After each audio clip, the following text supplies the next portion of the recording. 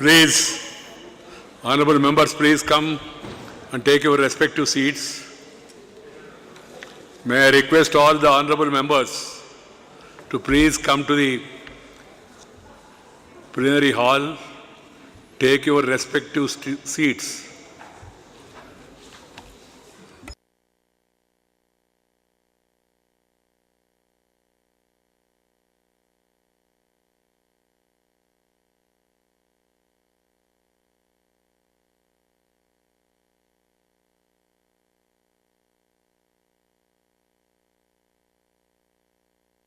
And we are present. Lagging behind.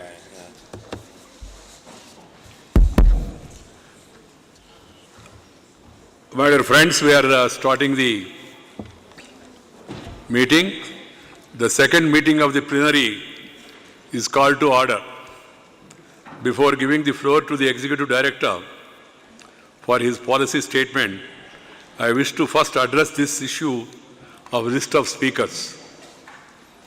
I now move to the list of speakers, and in this connection, may I advise representatives who wish to speak in the high-level segment to please inscribe their names on the list of speakers at the earliest opportunity. Names of the list of speakers at the earliest opportunity whoever is given. I wish to draw your specific attention to paragraph 19 of the notification issued by our Executive Director, Dr. John Close, initially dated 21st March 2017, with a new revision dated 26th April 2017, with a view to accommodating all the delegations who wish to speak at the high-level segment. Each delegation will therefore be allowed a maximum of 5 minutes only. That this limit should be strictly adhered to, and I intend to follow this ruling very strictly because it is my understanding that we also introduced traffic lights to guide delegations on the time. I have to do this so as to give an opportunity to the ministers that must leave tonight. Some of the ministers, I am told, and the seniors, they want to leave tonight. So they need to be given preference. So keeping that in mind, I hope all of you will understand the constraint of time and follow the advice from the chair.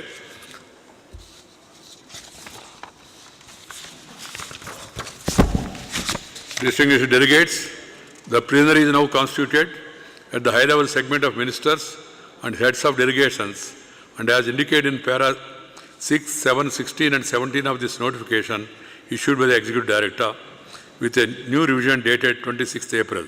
The high-level segments will focus its discussions on items 5, 6, 7 and 8 of our agenda, namely activities of the United Nations Human Settlements Program, UN Habitating, including coordination matters. Second, review of the outcome of the United Nations Conference on Housing and Sustainable Urban Development, Habitat 3. 3. Dialogue on the special theme for the 26th session of the Governing Council, namely opportunities for the effective implementation of the new urban agenda with the following sub-themes. A. Sub-theme 1. Promoting access to adequate and sustainable housing. Second, sub-theme 2. Integrated human settlements planning for sustainable urbanization. C. Sub-theme 3. Synergies and financing for sustainable urbanization. Work program of UN Habitat for the year 18-19 millennium and budget of the United Nations Habitat and Human Settlements Foundation for the year 18 and 19. It is now my great pleasure to give the floor to the Executive Director, John Close, to give his policy statement and to introduce the debate on the agenda items number 5, 6, 7 and 8 at the higher level segment of the plenary so that the members will have an opportunity to understand and then participate in the discussion. Thank you. Please, Executive Director.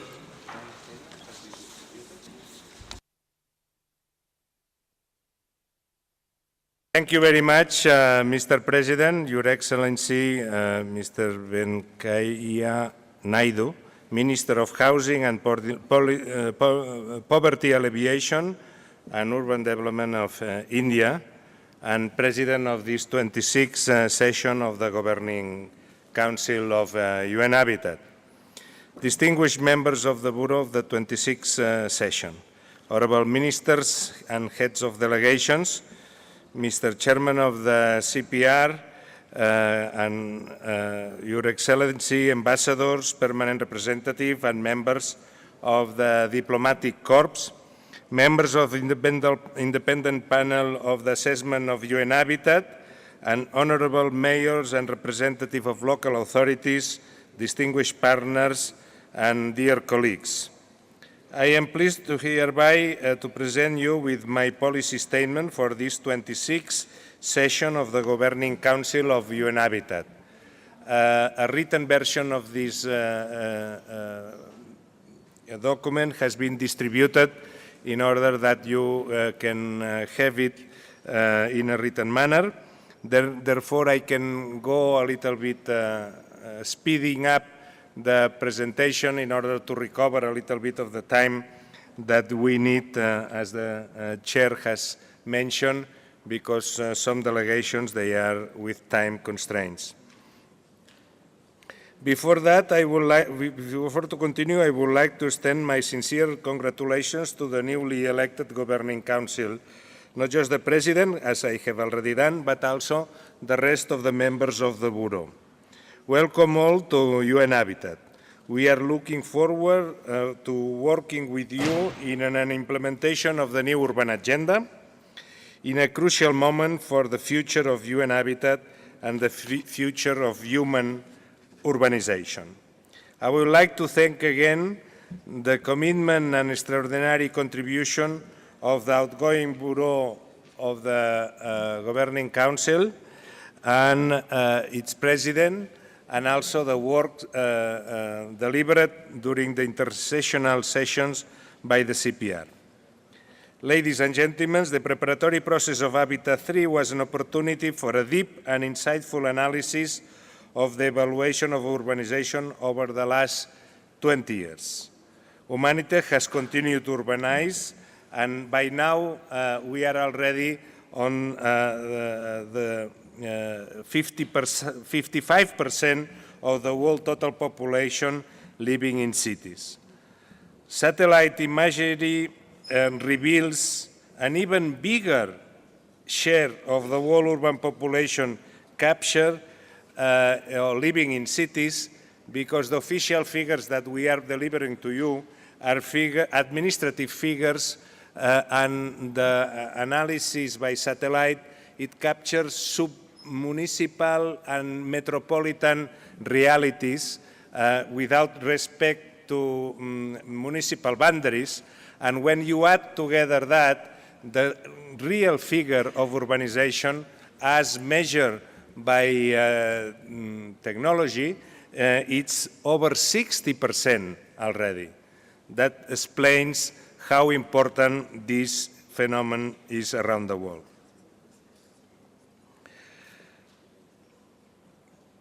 In China, urbanization has been extensively documented and studied in the past 2 decades, and it has been the biggest exercise of urbanization in human history in the last 20 years.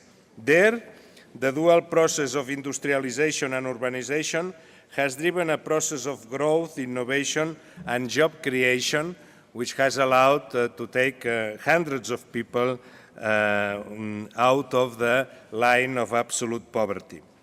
Today, most urban growth is taking place in the developing world. Africa, and especially sub-Saharan Africa, is expected to lead the rate of urbanization in the next 20 years. 20 years ago, the process of rapid urbanization typically took place in the societies around the figure of $2,000 per capita. Now, urbanization is triggered at around $800 per capita. due to the acceleration of globalization, the evolution of IT technology, and other factors. Yet, this premature and rapid urbanization occurs in environments that lack adequate tools to address the challenges of urbanization. UN Habitat has prepared a representative global sample of cities with more than 100,000 inhabitants each, which statistically is representative of the whole urbanization. A detailed analysis of this sample has shown the trends of urbanization over the last decades. The main findings, among many, demonstrate that land consumption for urbanization is outstripping urban population growth, leading to a sustained city sprawl and a general diminishing of densities. This form of development, of urban development, is a challenge to sustainable urbanization, since it increases the cost of services per capita, and therefore urban economic sustainability is challenged. It also increases energy consumption because of a greater demand for mobility, which in turn impacts in the consumption of energy and in the environmental sustainability. Furthermore, on top of affecting the environment and affecting the cost for the citizens, this model of urbanization and low population density disperse the population into segregated neighborhoods, which erodes social sustainability of the societies. The last decades have seen also a decrease in the use of adequate urban planning and design, exactly where cities are growing most, leading to a rise in slums and unplanned areas. What is happening is that the pace of urbanization, it goes faster than the pace of the governments to plan for the urbanization. Therefore, the overall picture of the world in terms of urbanization presents these characteristics, as you see in the graphics. The study also shows that access to affordable housing presents a tremendous challenge worldwide, with population in both developed and developing world being unable to get access to an adequate and affordable housing. In fact, in the last 20 years, the increase of price in well-placed urban areas has represented worldwide, both in developed and in developing countries, a diminishing of affordability. According to the OECD, the gap between rich and poor is widening in developing countries and emerging economies, but also, more surprisingly, in those countries that were considered the most egalitarian. More than 2/3 of the world population live in cities that are more unequal today than it were 20 years ago. Our world is not only divided by varied access to opportunity, consumption, public spaces and services, like education, but also in technology and employment, and more by access to livelihoods and income opportunities. Excellencies, this has a disproportionate impact on the young. Increased unemployment, a dominant feature of the post-industrial economy model, has led to a social discontent and political unrest, giving birth to social movements in several parts of the world, which have destabilized entire zones of our world. In both the developed and developing world, the inequality gap threatens social cohesion in cities and human settlements. These facts have informed the new urban agenda. The issue papers and also the policy papers published by Habitat 3 in Quito, Ecuador, were supported by 3 years of analysis from a broad scope of urban professionals, stakeholders, and participants in the management process of urban areas. The most recent knowledge framework denotes that the main urbanization challenges we face in the coming decades continue to be the basic aspects of urbanization. That's to say, the legal framework of urbanization, the rule of law in urbanization, urban planning and design, and municipal finance. Following the work of Rio+20, the future we want, the Agenda 2030 for Sustainable Development, and in particular, goal number 11 of the SDGs, has highlighted the relationship between good quality urbanization and development. In a sense, this is a relatively new paradigm. Although the link between urbanization and development has been known for many years, the specific contribution of urbanization to increase prosperity was not clearly analyzed until quite recently, primarily through the work of geographic economics. Critical to this transformation towards a post-industrial service sector economy is the new role of cities as the places where substantial economic value is generated and where the greater wealth is also generated, and most of the new livelihoods are also generated. This can be recorded and has been already described scientifically by a bulk of theory that has been developed in the last 10 years. Economies of agglomeration encourage a general increase of productivity to the proximity of the factors of production.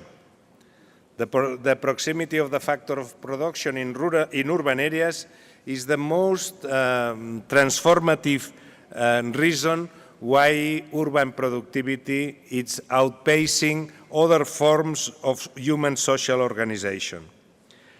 However, economies of agglomeration are more vital to developing countries, even more than in developed countries, because in developing countries there is less or physical proximity to spread information and knowledge, and therefore the better gains of urbanization in terms of increased productivity is expected to happen in the forthcoming years in developing countries.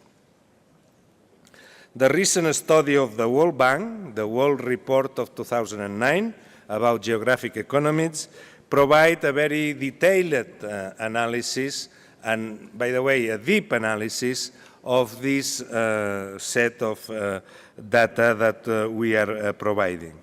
Quite recently also, the World Bank has published a state of the African cities where those concepts are again analyzed and reiterated as a contribution to the knowledge about what are the reasons by which urbanization can generate value and what are the measures that member states can try to develop in order to make sure that the urbanization process is used as a leverage for development.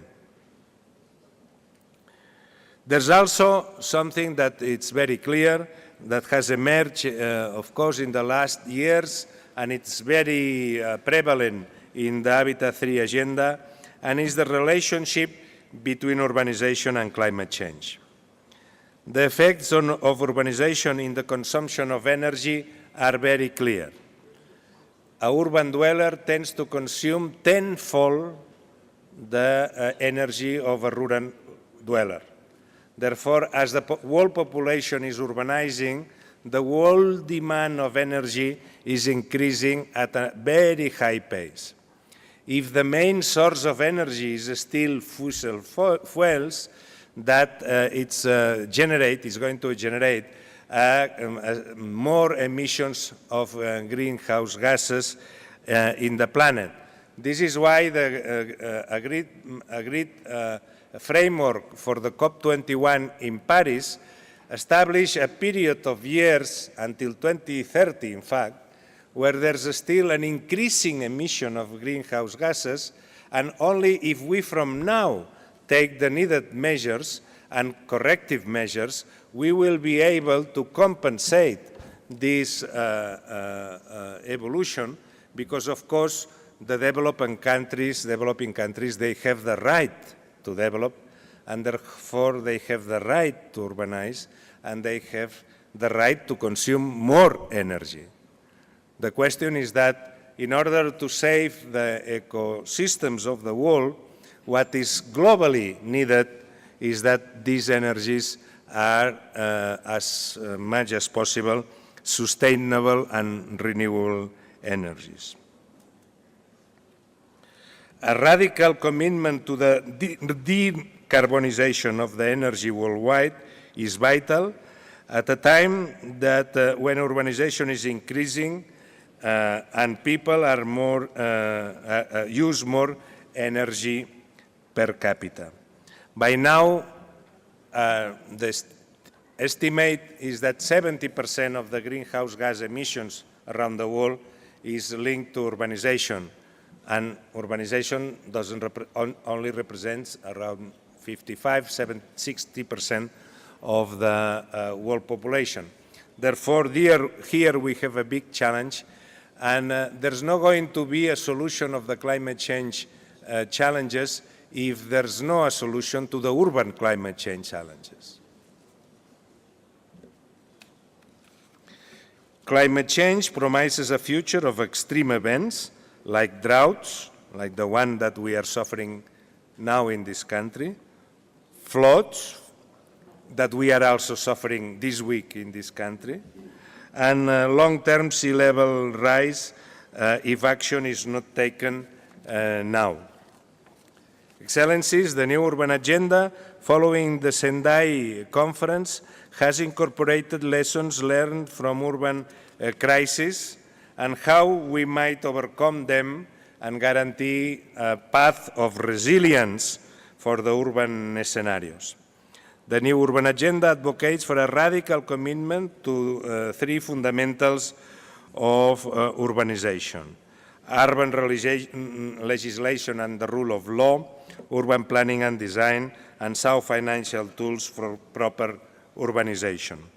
Without these three fundamentals, there is no real chance of generating the accelerated urbanization process and its transformative capacity to our urban epoch that our urban epoch demands. To cement these three fundamentals, the new urban agenda calls for committed and strong cooperation between central, subnational, and local governments in every one of the member states. The central government is crucial in the quality of urban outcomes, because usually is the central government the one who sets the rule of the urban process and distributes the power between subnational and local governments. Therefore, the central government has a direct responsibility on the urban outcomes of a given country. In rapidly urbanizing countries, a national urban policy is recommended strongly by the new urban agenda in order to coordinate the different ministerial functions in a government, in order that the policies of urbanization come down to the local implementation in an integrated manner, avoiding silos or dysfunctional initiatives. In that sense, this is another very important contribution that the national level of government in the member states can provide guidance and support to the proper process of urbanization. Affordable housing also contributes to generate economies of agglomeration, and affordable housing is, as we have said previously, it's going backwards globally in the planet.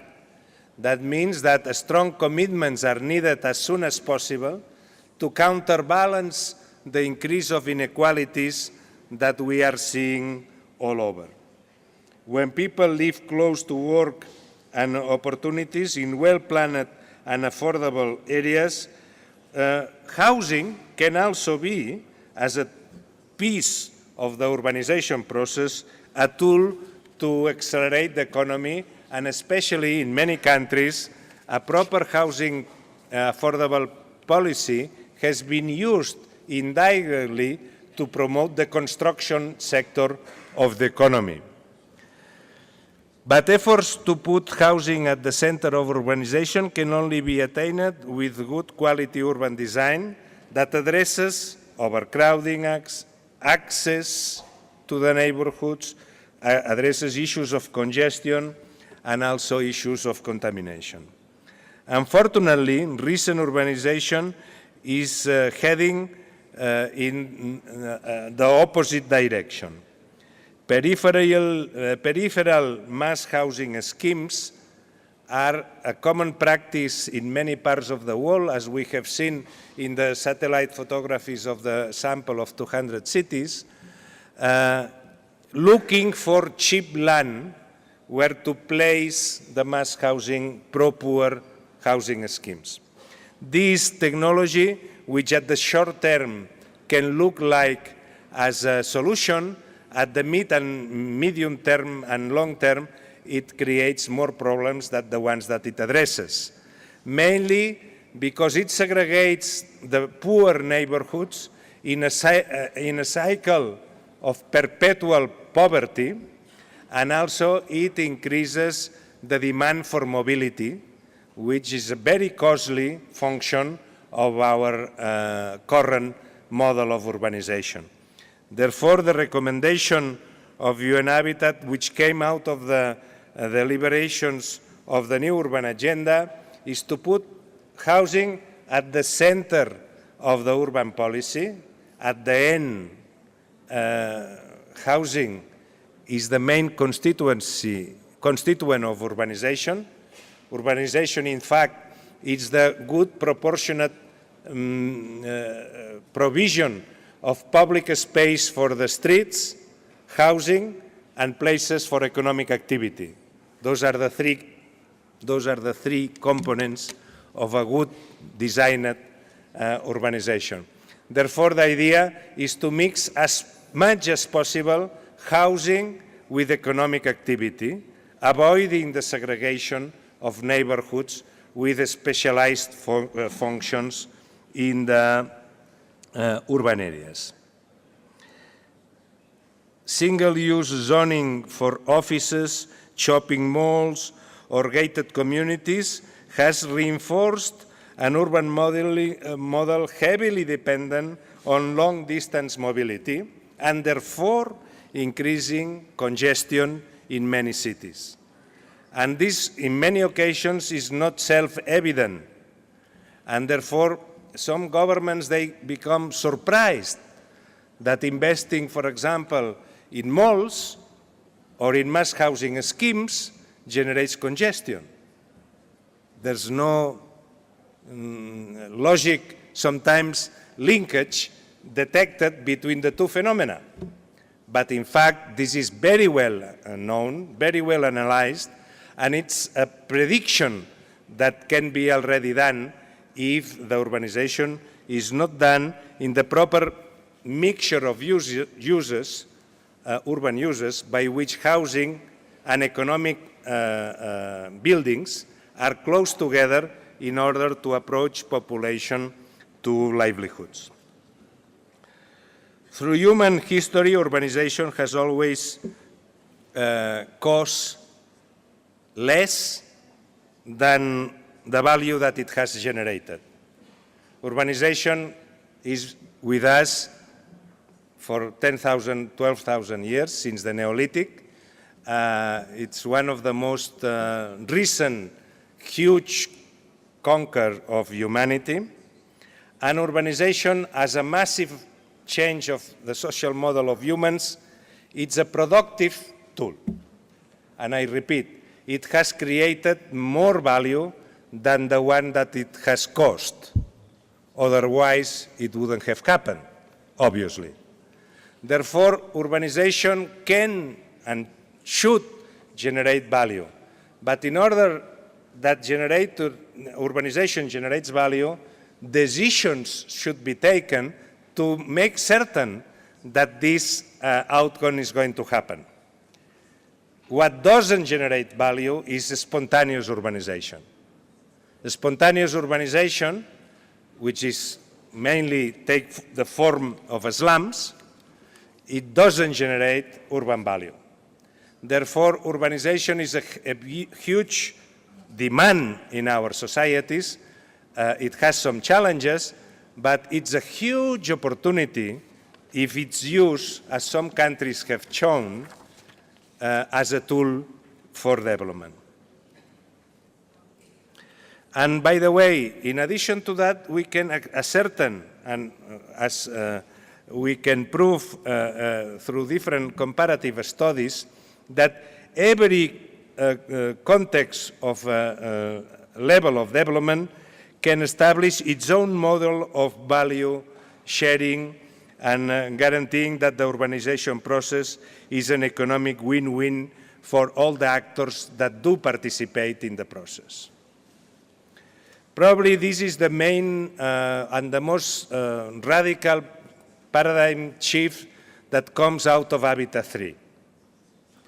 Thanks to the Rio +20 and the 2030 Sustainable Development Agenda, the international community, with the approval of the new urban agenda, has accepted the paradigm that urbanization generates value, that urbanization is a tool to accelerate development. But in order that urbanization is a tool to accelerate development, you need to govern the process of urbanization. Otherwise, spontaneously, it doesn't generate this value. And this is the main contribution of Habitat 3 to the multilateral debate on the urbanization in a moment where development in the planet continues to be a challenge in many parts of the world, especially in the parts of the world where urbanization is growing the fastest. Therefore, here we have a challenge, but I repeat, an extreme opportunity to take this challenge and to convert it as a tool for development. Look that, consider that even the hundreds and thousands of experts which have been gathering around the knowledge process of Habitat 3, they mention technology, but they don't stress the technology as the main factor of value generating in the process of urbanization.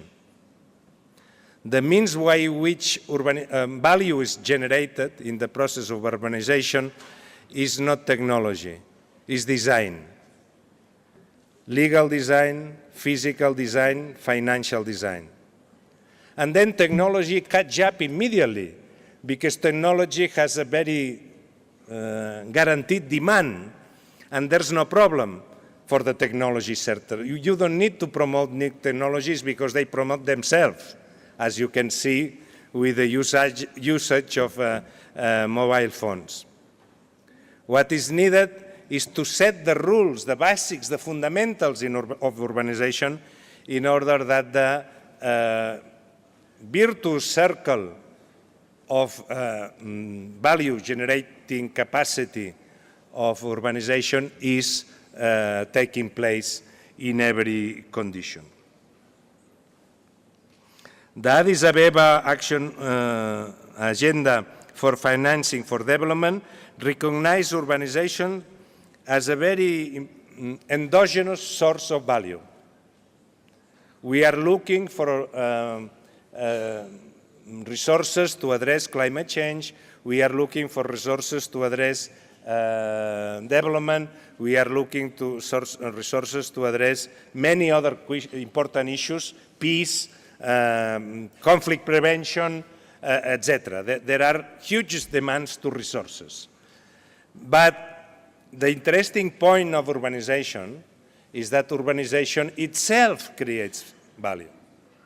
Therefore, special attention should be paid on this aspect, because we are not in condition to, to abandon sources of value generating processes in our society.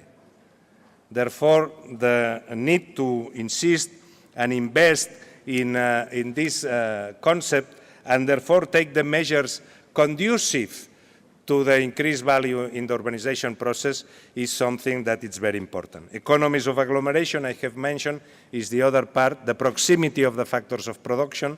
When you have capital, human capital and information together, by proximity, increases the productivity of the urban areas and the productivity of the economy.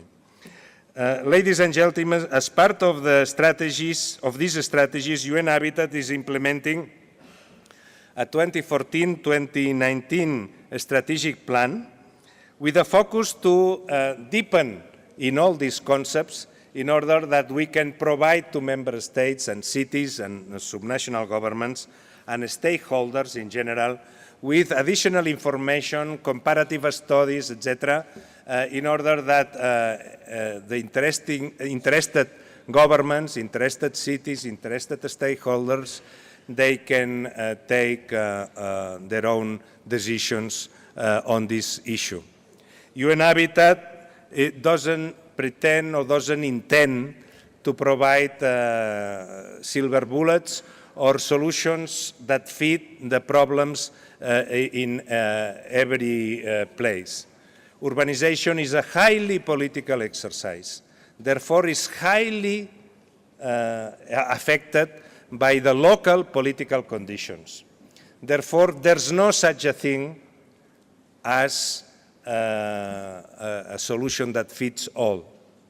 The only thing that we can provide is objective information, objective analysis, and to offer it to you in order that you member states can use it as you best wish and you best try in your local implementation.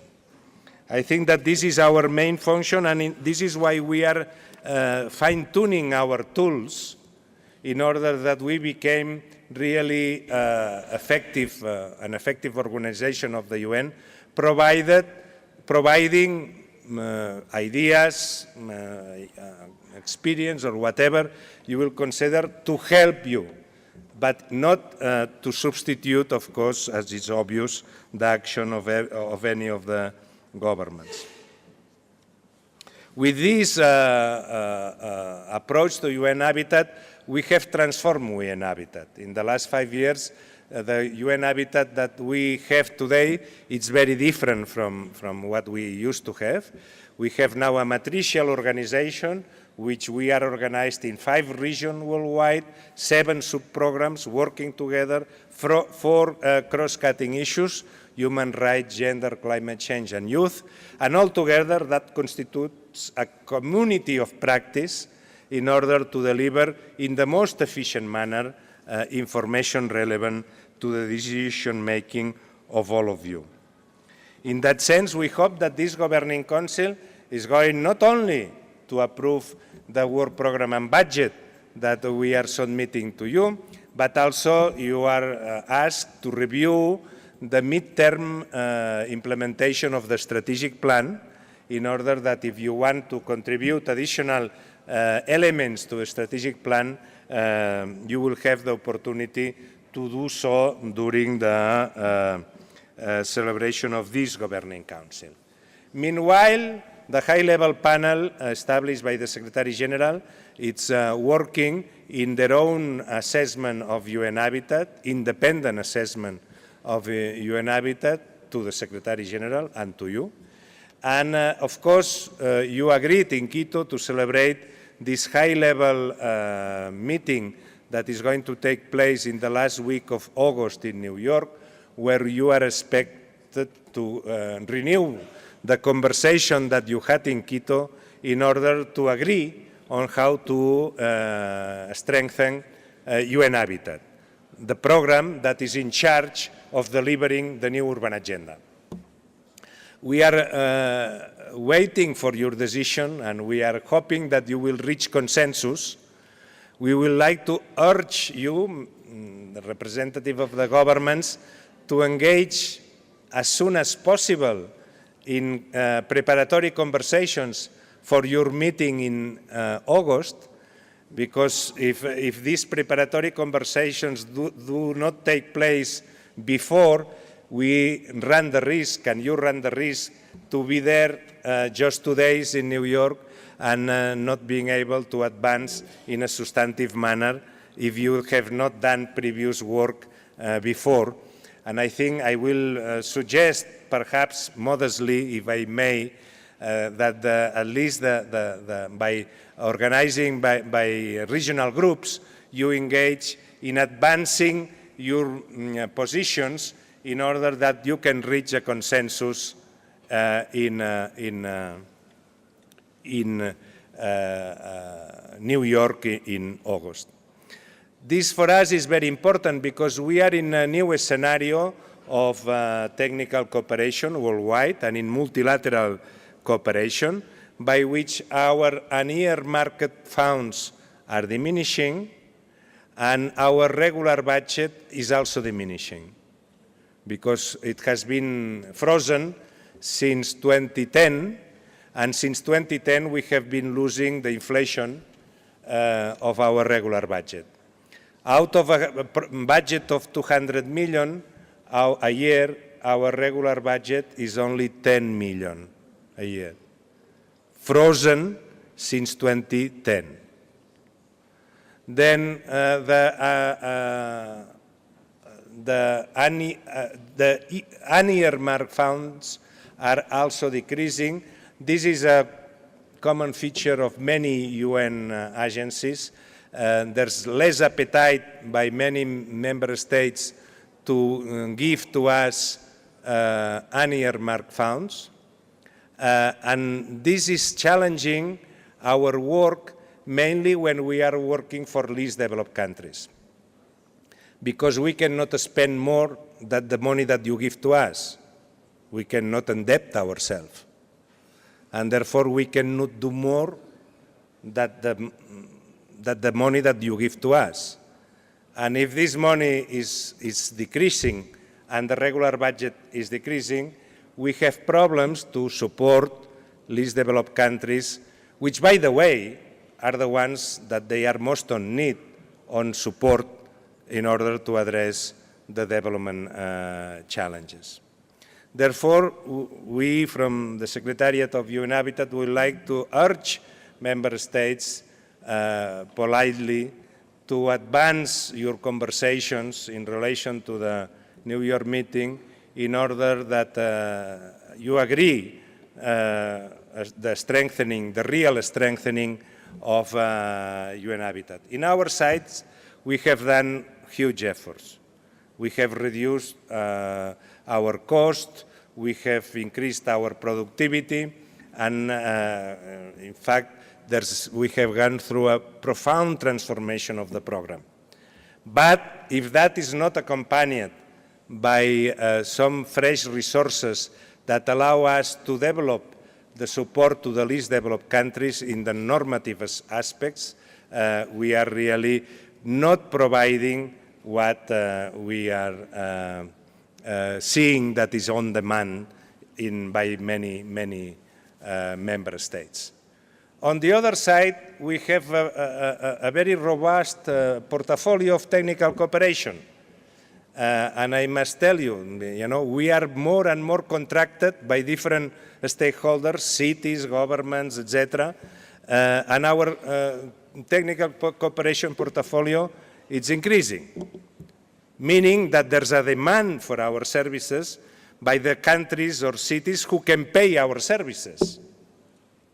But the problem is not just the services that can be paid by the cities or governments. Mainly, the biggest problem is the services in the countries that they cannot pay, they cannot afford those services.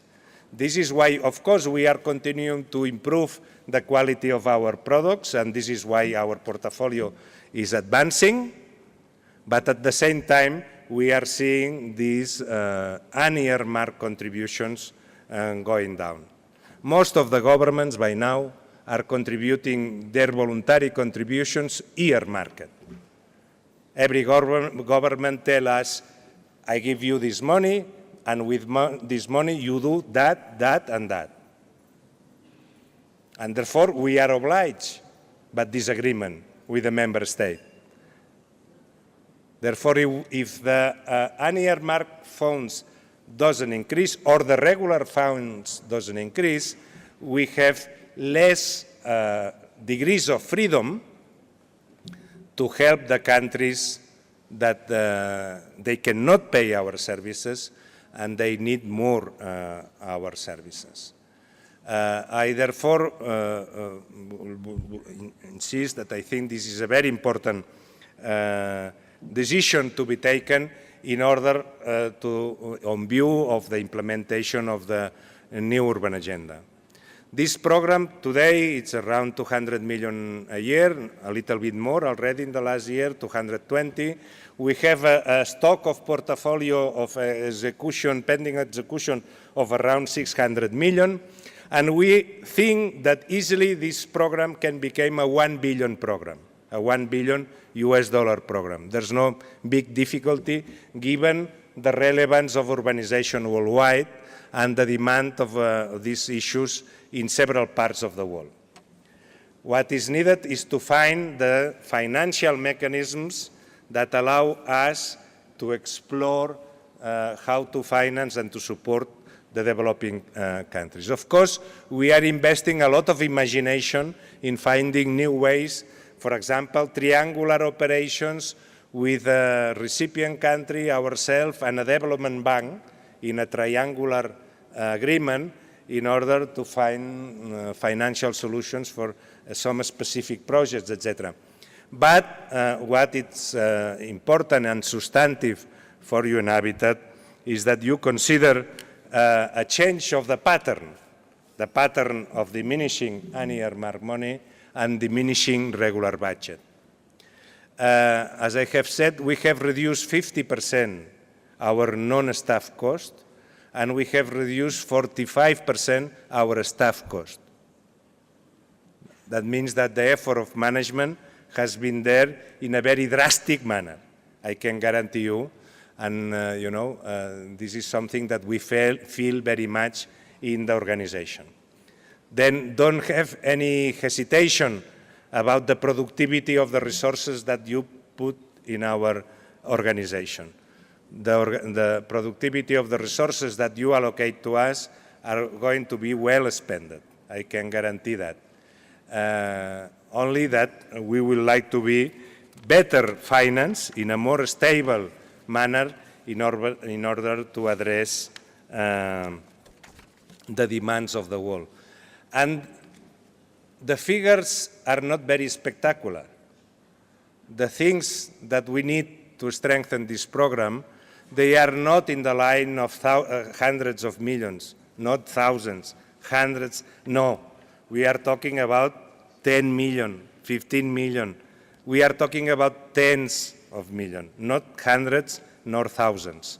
And in the community of 200 countries of the United Nations, that should be something feasible. I therefore thank for your attention. I have explained a little bit where we are in terms of the substantive problems of urbanization and in the organization of UN Habitat. We sincerely think, and we are waiting here in Nairobi and in our 63 programs in many countries around the world, we are waiting for your decision on relation to the strengthening of UN Habitat. Thank you very much. The committee of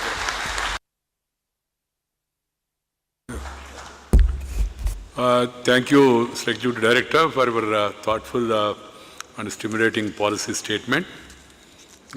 Friends, the committee on whole is also meeting simultaneously. Whoever are members of the committee on whole, they are supposed to go to that meeting. And here we will now start the discussion. The Group 77, those honorable members or representatives of countries who have given the name, they will be called by order. And then I request you, as I told in the beginning, because of the time and many seniors want to speak, every delegate is requested to stick to the time of 5 minutes. We will now start with G77.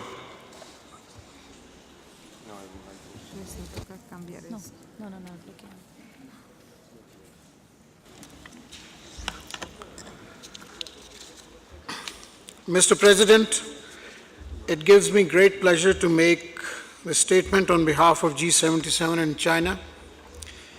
Let me begin by congratulating you and other members of the Bureau on your election. The Group of 77 in China assures you of its fullest cooperation. The significance of the 26th session of the Governing Council is enhanced by the fact that it is being held just a few months after the successful UN Conference on Housing and Sustainable Urban Development held in Ecuador, which adopted the new urban agenda. The new urban agenda is a framework that lays out how cities should be planned and managed to promote sustainable urbanization. The member states agreed on a common roadmap for the next 20 years. The new urban agenda dovetails into the 2030 Agenda for Sustainable Development, encompassing 17 Sustainable Development Goals. Goal 11 is Sustainable Cities and Communities. But the SDGs have a cross-cutting nature, and all goals have to be pursued in a holistic manner. The group would also like to emphasize the importance of providing adequate financial and human resources to UN Habitat. At the same time, we urge UN Habitat to address its weaknesses with a clear-headed approach. The Group of 77 in China welcomes the holding of GC26 and is confident that UN Habitat will strive to achieve its goals by engaging developing and least developed countries with special attention to extending requisite assistance. In this regard, the importance of transfer of technology, capacity building, and canalization of financial resources cannot be underestimated.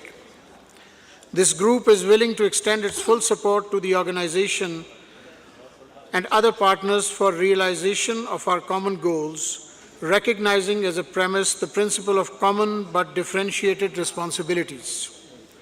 We are aware that an independent assessment of the organization is being undertaken. We would like to emphasize that inputs of the Nairobi-based Committee of Permanent Representatives of UN Habitat must be factored in. The group is concerned at the growing trend of diminishing the importance of Nairobi, which is the headquarters of UN Habitat. This tendency must be eschewed. While acknowledging the importance of engaging all relevant stakeholders, G77 and China want to reiterate that the intergovernmental nature of UN Habitat, as well as its deliberations and decisions, must be respected. The Governing Council, which serves as the decision-making body for the United Nations Human Settlement Program and is also the approving body for the organization's biennial work program and budget, should devise such policies which incorporate the interests and priorities of developing and least developed countries. The program of work, which will be adopted by the end of this session, should be all-encompassing and inclusive of needs and requirements of all member states. In conclusion, we would like to thank the outgoing Executive Director and the Deputy Executive Director of UN Habitat for their efforts to ensure that human settlements and urbanization are mainstreamed in global commitments on development such as Agenda 2030 and the new urban agenda. I thank you, Mr. President. Thank you, Ambassador Raza Tarap, for your valuable suggestion. Now I call upon European Union. Thank you. I have the honor to speak on behalf of the European Union and its member states for this 26th Governing Council of UN Habitat. Serbia and Ukraine align themselves with this statement. I wish to congratulate you, Excellency, elected as President of this session of the Governing Council, on your election as Presidents. I would like also to thank UN Habitat for hosting this 26th Governing Council meeting. By the middle of the 21st century, it is estimated that 70% of the world population will live in urban areas. The fastest growing urban areas over the next 20 years will be in Asia and Africa. In this context of unprecedented urbanization, we should not lose sight that a third of the urban population still live in urban slums today, even though strong efforts have been deployed to reduce them. The situation and prospects impose upon us all immense responsibilities. However, we need to take advantage of the opportunity of urbanization as an engine of sustained and inclusive economic growth, social and cultural development, as well as environmental protection. Our meeting these days in Nairobi takes place after a number of major UN conferences, notably the Habitat III Historical Conference, where the new urban agenda was adopted, a universal agenda which reflects the world's shared vision and joint commitment to harness the extraordinary potential of the rapid urbanization process for sustainable development across its social, environmental, and economic dimensions. We welcome the transformative new urban agenda and its result-oriented approach. It is a cornerstone in the implementation and localization of the 2030 Agenda for Sustainable Development and other milestones reform agendas of 2015, in particular the Paris Agreement and the Sendai Framework for Disaster Risk Reduction. The new urban agenda provides an important impetus to the implementation of SDG 11, as well as the other urban-related goals and targets that can only be achieved if cities are empowered to help turn them into action. We will discuss during these days of the future of our collaboration towards a sustainable urban development. The European Union and its member states aim at promoting well-managed, livable, socially inclusive and safe cities where resilience, resource efficiency, environmental sustainability and economic prosperities are achieved. A holistic approach to urban development together with a long-term vision is necessary to develop the capability to achieve them. We consider that environmental aspects of sustainable development appear as particularly important to tackle challenges of urban development. The European Union and its member states believe the urban agenda must promote inclusive cities, tackling multiple aspects of urban poverty and exclusion, and with a focus on ensuring equal rights and opportunities and respect of cultural diversity. Furthermore, the urban agenda must promote attractive, innovative and productive cities with a focus on inclusiveness, improvement of gender equality, youth perspective and job creation through innovation and business-friendly environments. Urban development in this context requires, first of all, an educated, competent and highly skilled population. Furthermore, improving access to basic services and affordable as well as sustainable housing should be one of the urban policy priorities.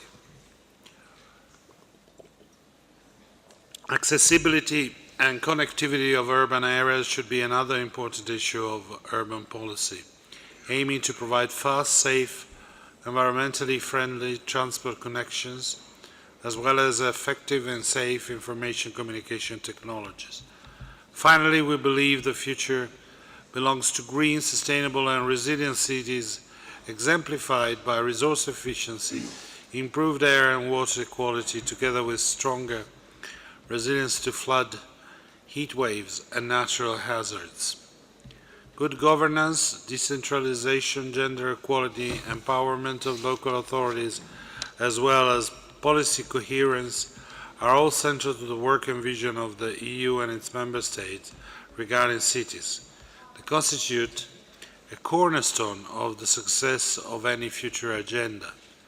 The European Union and its member states are and will remain ardent promoters of good urban governance, including by supporting local authorities' capacity for urban sustainable development and promoting collaborative approaches amongst municipalities and other stakeholders. The European Union and its member states welcome the special theme of this biennial Governing Council session, opportunities for the effective implementation of the new urban agenda.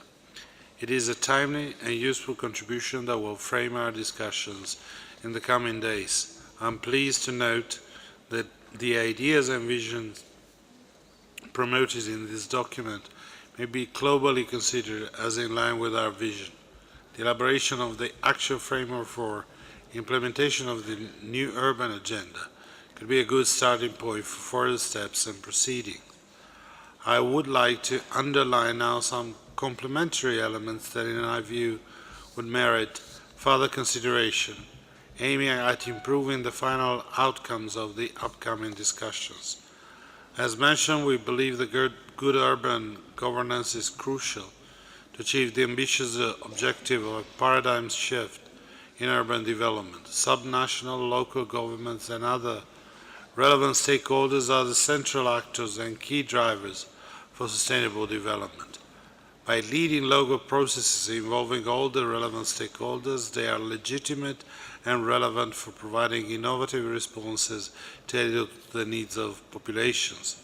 Promoting well-managed and sustainable cities is at the core of the implementation of the new urban agenda. To this end, it is key to promote good urban governance and to take action towards inclusive and safe, green and resilient and prosperous and innovative cities.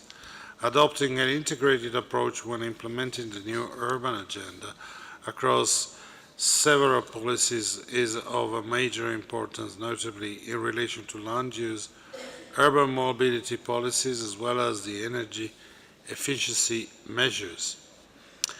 Migration policy. We need to improve cities' capacities to adopt and enforce policies to address temporary and structural needs arising from migration flows, favoring migrants' integration and urban resettlement, and specific attention to the refugees, requiring a differentiated and local response. In doing so, it is essential to promote adequate service, accommodation, and opportunities for decent and productive work for crisis-affected persons in urban settings. Mainstreaming non-segregation and spatial integration measure is needed to avoid marginalization of population groups and prevent investments from establishing new isolated facilities or strengthen existing ones.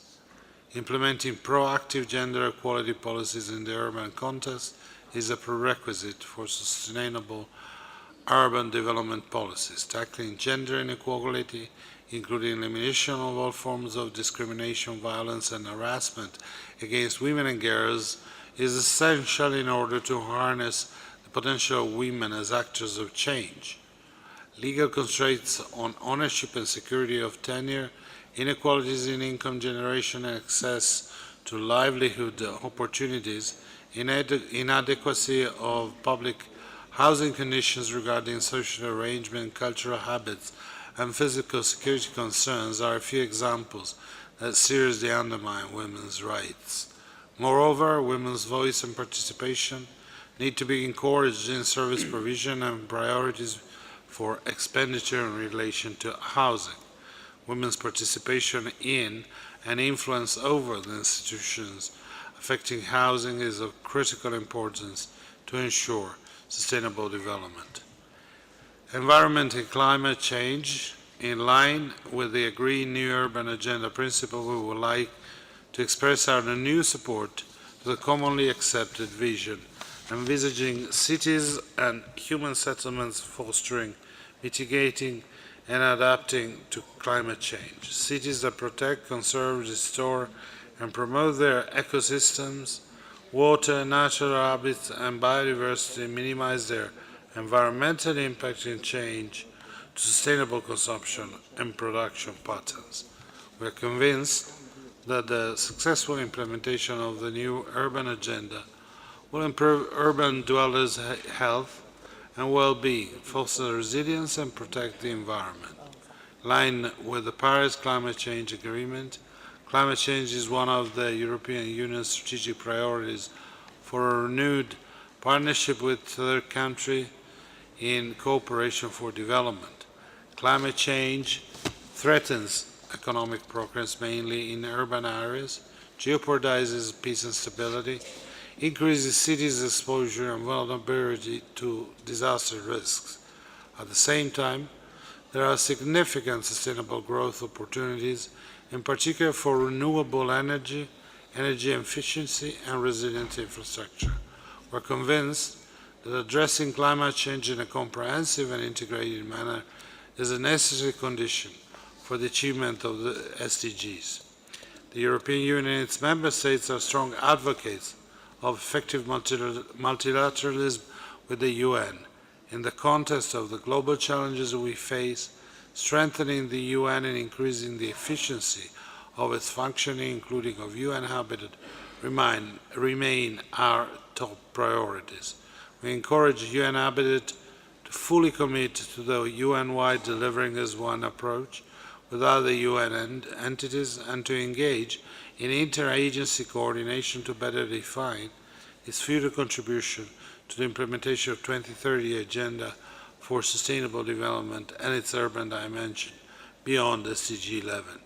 The European Union and its member states look forward to adopting the revised strategic plan 2014-19 and program of work for the years 18-19.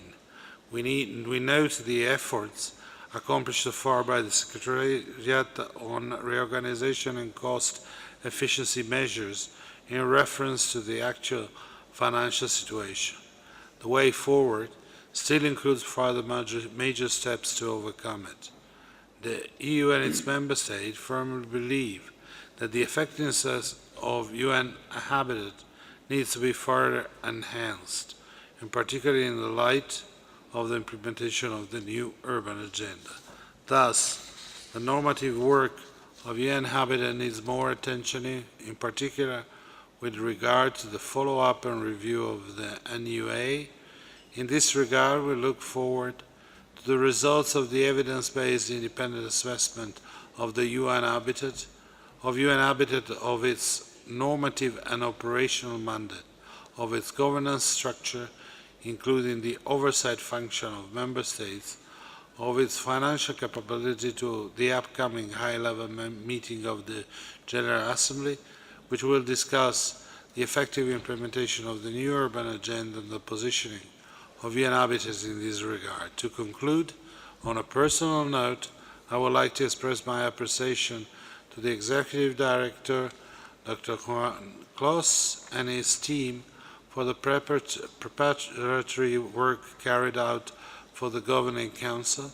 I would also like to thank the Committee of Permanent Representatives for all its hard work, which greatly prepared the ground for this 26th session. The European Union and its member states are in addition fully appreciative of the draft resolution on accreditation of stakeholders, which now lays down the foundation for the effective participation of local authorities and other Habitat Agenda partners in its deliberation. Thank you very much, Mr. Chair. Thank you, Ambassador Stefano Dezak, for your encouraging words and also suggestions. Now we move on to the League of Arab States.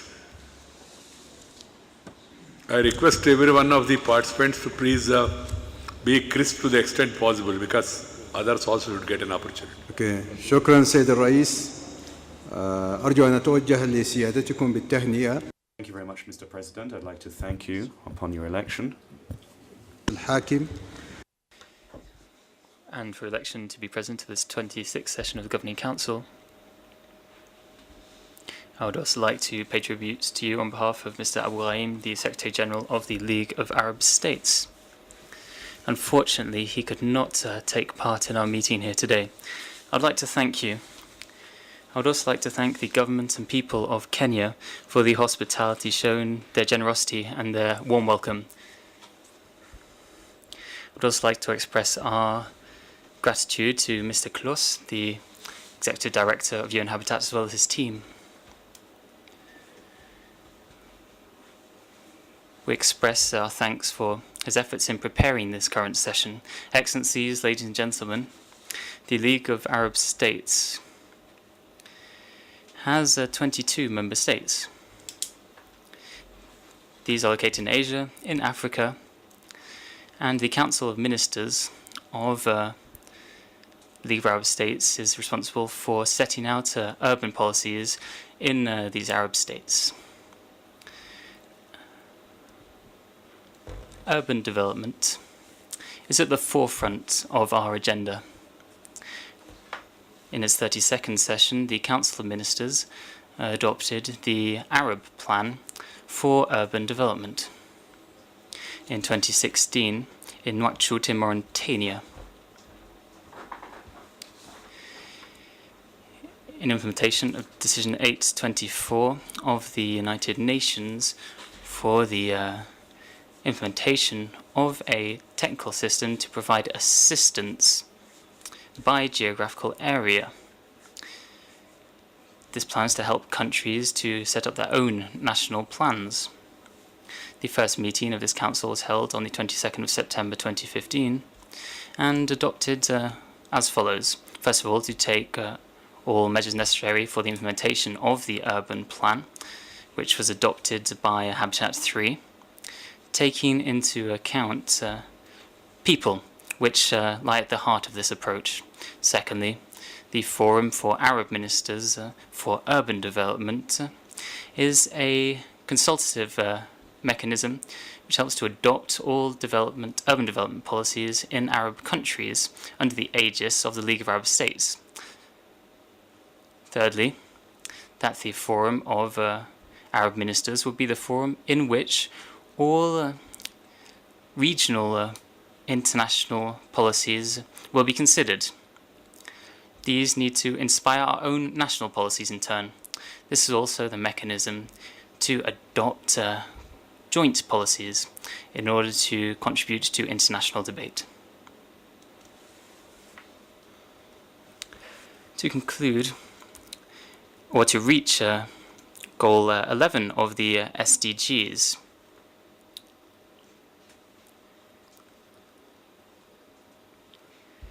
this plan provides us with a good opportunity to work on coordination between our own policies and international policies. We can see that herein lies a recognition of states which are currently experiencing specific conditions, such as occupied territories, countries experiencing flows of migrants and refugees. We therefore really need to look into cities and towns that are under occupation, that suffer from terrorist attacks, and cities such as Jerusalem, which is a religiously important city, and where there's considerable destruction of cultural heritage, and where citizens are currently being chased out of their cities due to terrorism and war. Cities are important in order to create opportunities for all countries. Lastly, we have seen the consequences of the Arab Spring. Due to economic conditions in a certain number of Arab countries who have experienced this kind of crisis, we've seen the youth play an important role. Excellencies, ladies and gentlemen, the League of Arab States, through the Forum of Ministers for Arab Habitats, are working to develop and implement cities and towns which are safer, which taking into account the widest number of parameters possible, and which work towards the contribution of the achievement of the new urban agenda, placing people at its heart. Through the implementation of the Arab Agenda and the Arab Strategy for 2020-2030, with a regional action plan which takes into account all national plans, we're striving to achieve these aims. Benefiting from all meetings of Habitat 3, we draw inspiration from these sources in order to take the measures necessary for urban development in Arab states and throughout the Arab region as a whole, within the context of international dialogue. Fourthly, we want to implement a coordination, collaboration, partnership between the Forum of Arab Ministers and the Forum of African Ministers within the context of South-South cooperation. We want to work to strengthen national plans and strategies, as well as national legislation. These need spaces, they need fora for consultation with sufficient financial resources. This so that they can achieve their objectives, taking into account the principle of shared but differentiated responsibility. We need to take into account everything happening at a regional and international level as well, in order to achieve the new urban agenda.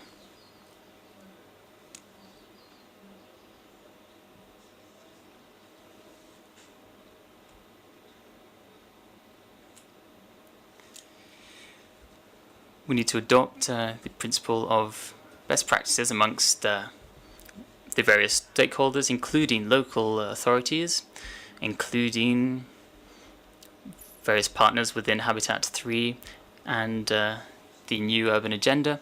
We need to invest in scientific research and work with scientific institutions and centers for research and universities at regional, African and international level. We need to do all this in order to build capacity. We need to strengthen the resources there in order to take decisions within the Arab region.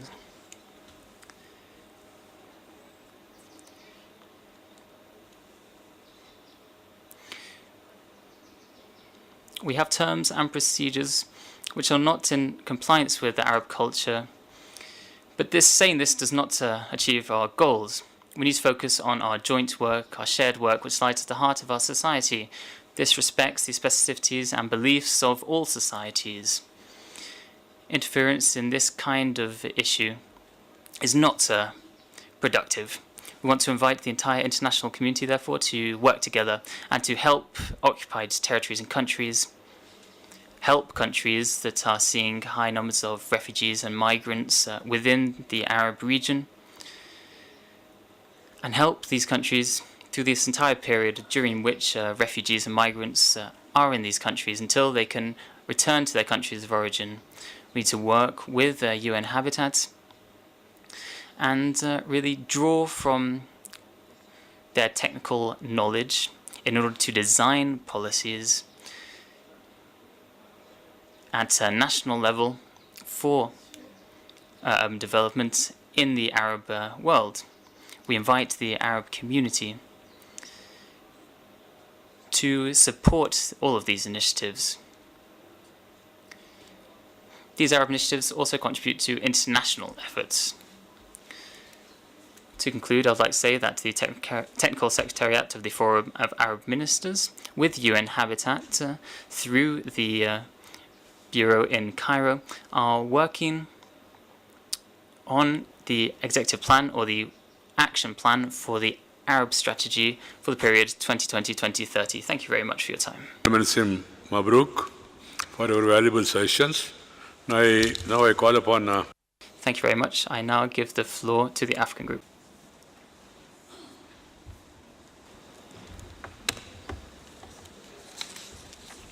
The President of the Governing Council,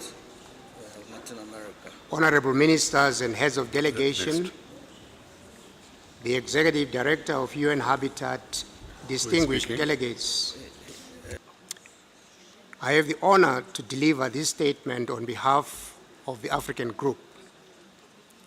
And at the outset, the group aligns itself to the statement read by the distinguished High Commissioner of Pakistan on behalf of the Group of 77 and China. Africa welcomes the new urban agenda. We are pleased to join this session, which aims at identifying the opportunities for its effective implementation. This session is timely, especially given that it is the first formal meeting after the adoption of the agenda in Quito last October. I wish to assure you that the group is ready to engage constructively for the next 5 days so that we can adopt resolutions that will roll out the implementation of the new urban agenda. Mr. President, Africa is the fastest urbanizing region of the world, and this means that it is at the center of global urbanization. This situation presents both opportunities and challenges. In fact, urbanization and how we handle it is the one single process that will either contribute or undermine the realization of the SDGs and other global development initiatives. Fortunately, we have the new urban agenda, which is both comprehensive and, in our view, transformative. We believe that if implemented in an inclusive and timely manner and with adequate financial resources, then the world stands a better chance of reaping not only its benefits, but also those of the SDGs, the Paris Climate Change Agreements, the Sendai Framework on Disaster and Risk Reduction, and the Addis Ababa Action Agenda. We believe these aspirations are indeed attainable. We have to prioritize the agenda and the mechanisms of implementing it at all levels. As member states, we need to put in place mechanisms or structures that domesticate the agenda to find relevance in the local environment. At the same time, UN Habitat, which is the focal point on the coordinated implementation, follow-up and review of the new urban agenda, must have the necessary capacity to support the work of member states. Lack of adequate and predictable financial resources in the organization is an issue of great concern to all of us.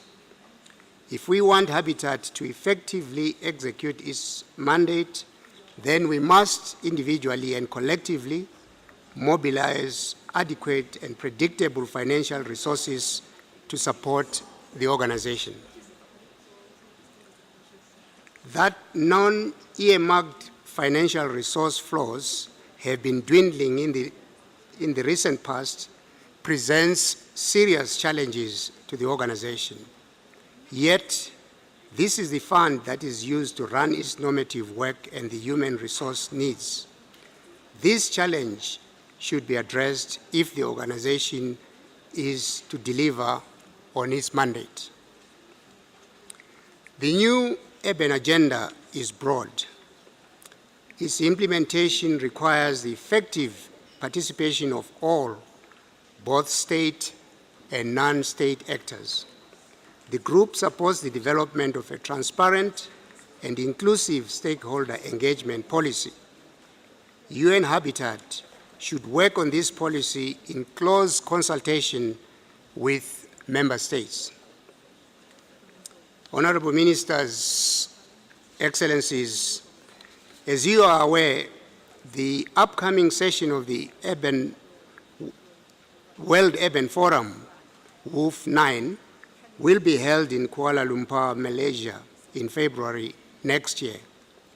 WOF is an important non-legislative forum that brings together different stakeholders in human settlements matters. We thank the government of Malaysia for accepting to host the 9th session and its financial contribution in that regard.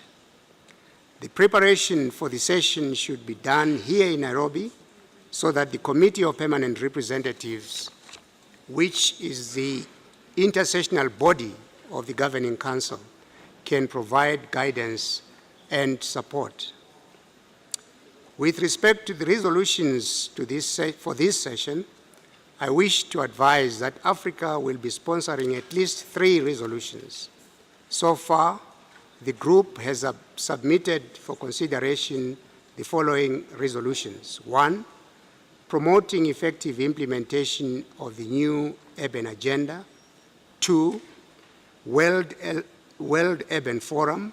And 3, promoting safety in cities and human settlements. The group will be working closely with all delegations. We count on your valued support to ensure that these resolutions are adopted. Mr. President, this morning we met briefly with the assessment panel of the UN Habitat. The African group will be formally submitting its input soon, as agreed with the panel. However, we wish to restate that the purpose of the assessment as outlined in paragraph 172 of the new urban agenda is to, and I quote, enhance the effectiveness, efficiency, transparency, and accountability, oversight, and financial capacity of the organization. This assessment is very important in improving the governance structure and work of UN Habitat in our various countries. Mr. President, in conclusion, the group is aware that the term of the Executive Director and his deputy come to an end by December this year. We take this early opportunity to thank the Executive Director, Dr. Joan Clos, and his deputy, Madame Aisa Kirabo Kasira, for their contributions, especially to the success of the Habitat 3 conference. They leave the new urban agenda as a legacy to us all as member states. We wish both of them the best in their future endeavors. I thank you for the time. Thank you, Ambassador Kerabat and Komani. Now we will move to Asia Pacific Group. They are not in a room, so we move to... I think ready. Yeah. I thought my secretary is doing it or what? I don't know. Okay, they are not. Out. Okay. They're not there? So, yeah. Okay, we'll go to the next Latin American and Caribbean group. Colombia. Muy buenas tardes. Good afternoon, President, distinguished ministers and delegates, excellencies, ladies and gentlemen. I have the honor of giving this statement on behalf of GRULAC for the 26th session of the Governing Council of UN Habitat here in Nairobi. We would like to begin our statement by expressing our happiness at the success of Habitat 3 and the adoption of the new urban agenda. We'd like to thank the people and the government of the brother country of Ecuador. We agree with the goals set out in the new urban agenda in order to achieve cities that recognize their social functions. Amongst these, we have social and ecological functions of land in order to progressively achieve the full recognition of the right to adequate housing. We urge the Executive Director and UN Habitat to work jointly and hand in hand with other organizations within the United Nations system. They should work to achieve the adequate implementation of the new urban agenda. We are sure that this will help the world to achieve sustainable development, to eradicate poverty in all its forms and dimensions. We would also like to ask the body to implement proactive and effective management in order to identify as early as possible the resources necessary for the effective implementation of this agenda. Undoubtedly, this will be essential for sustainable development and for human settlements at local, national, regional, and global level. For the implementation of the new urban agenda, UN Habitat will have to act in line with the development priorities of each country.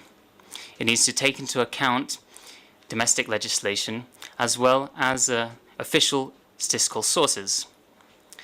The success of the implementation of the new urban agenda in developing countries will depend on national efforts, but it is also necessary to build capacity and to effectively channel financial resources as well as transferring technology under the principle of ensuring that nobody is left behind.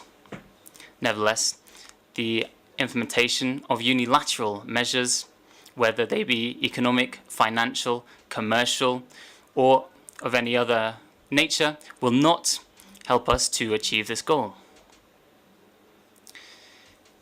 The disaster risk reduction and the creation of resilient cities need to be priorities for states. These need to pay special attention to vulnerable groups within society.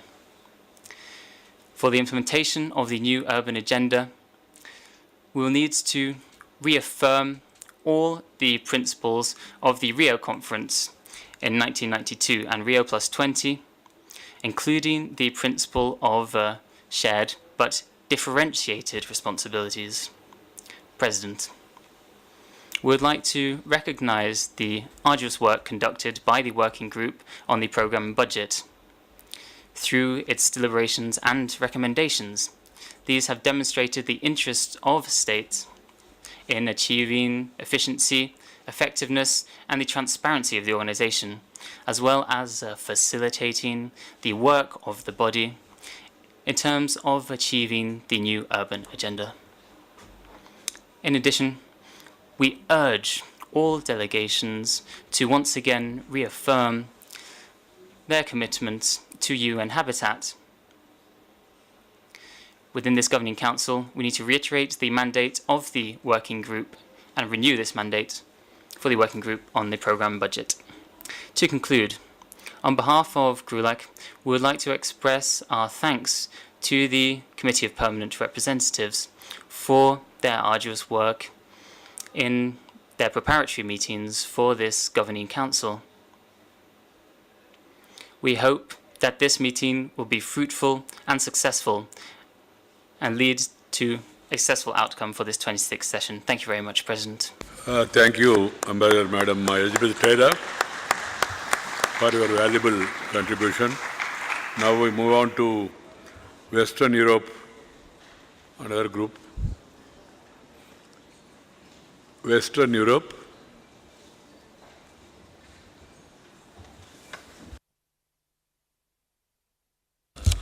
We move on to the Kenyan Minister.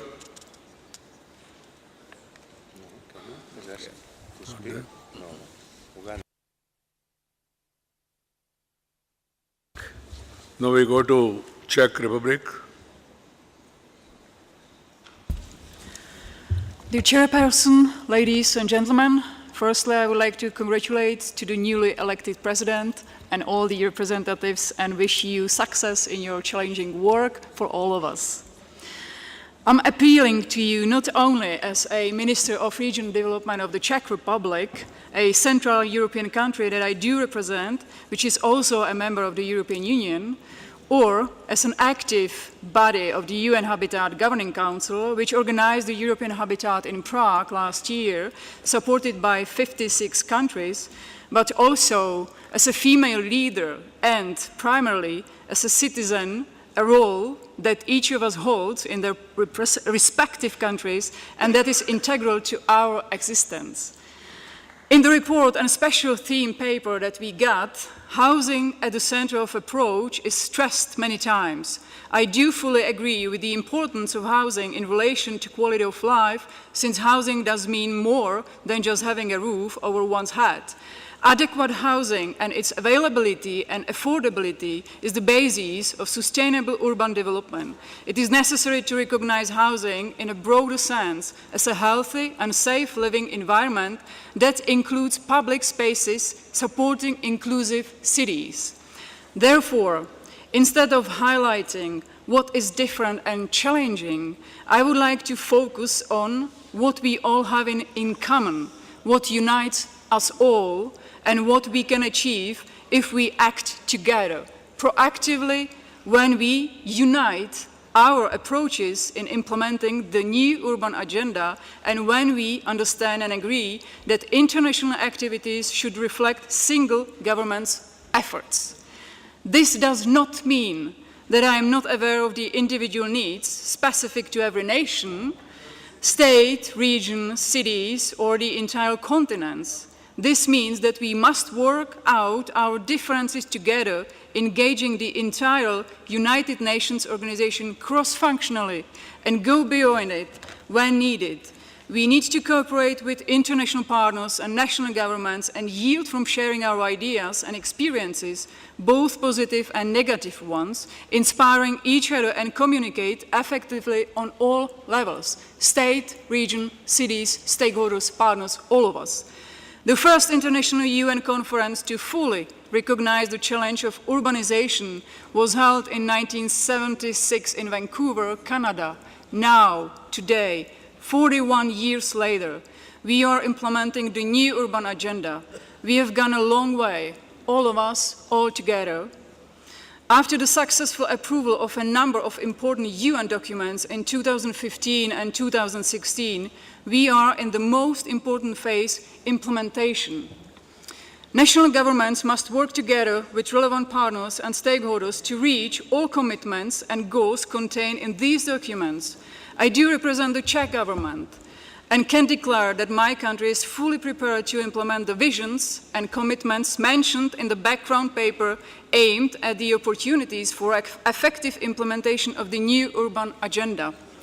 I am strongly convinced that the role of UN Habitat in the implementation of the new urban agenda is crucial, not only within the UN family, but also externally, serving as the initiator of cooperation with other international bodies around the world.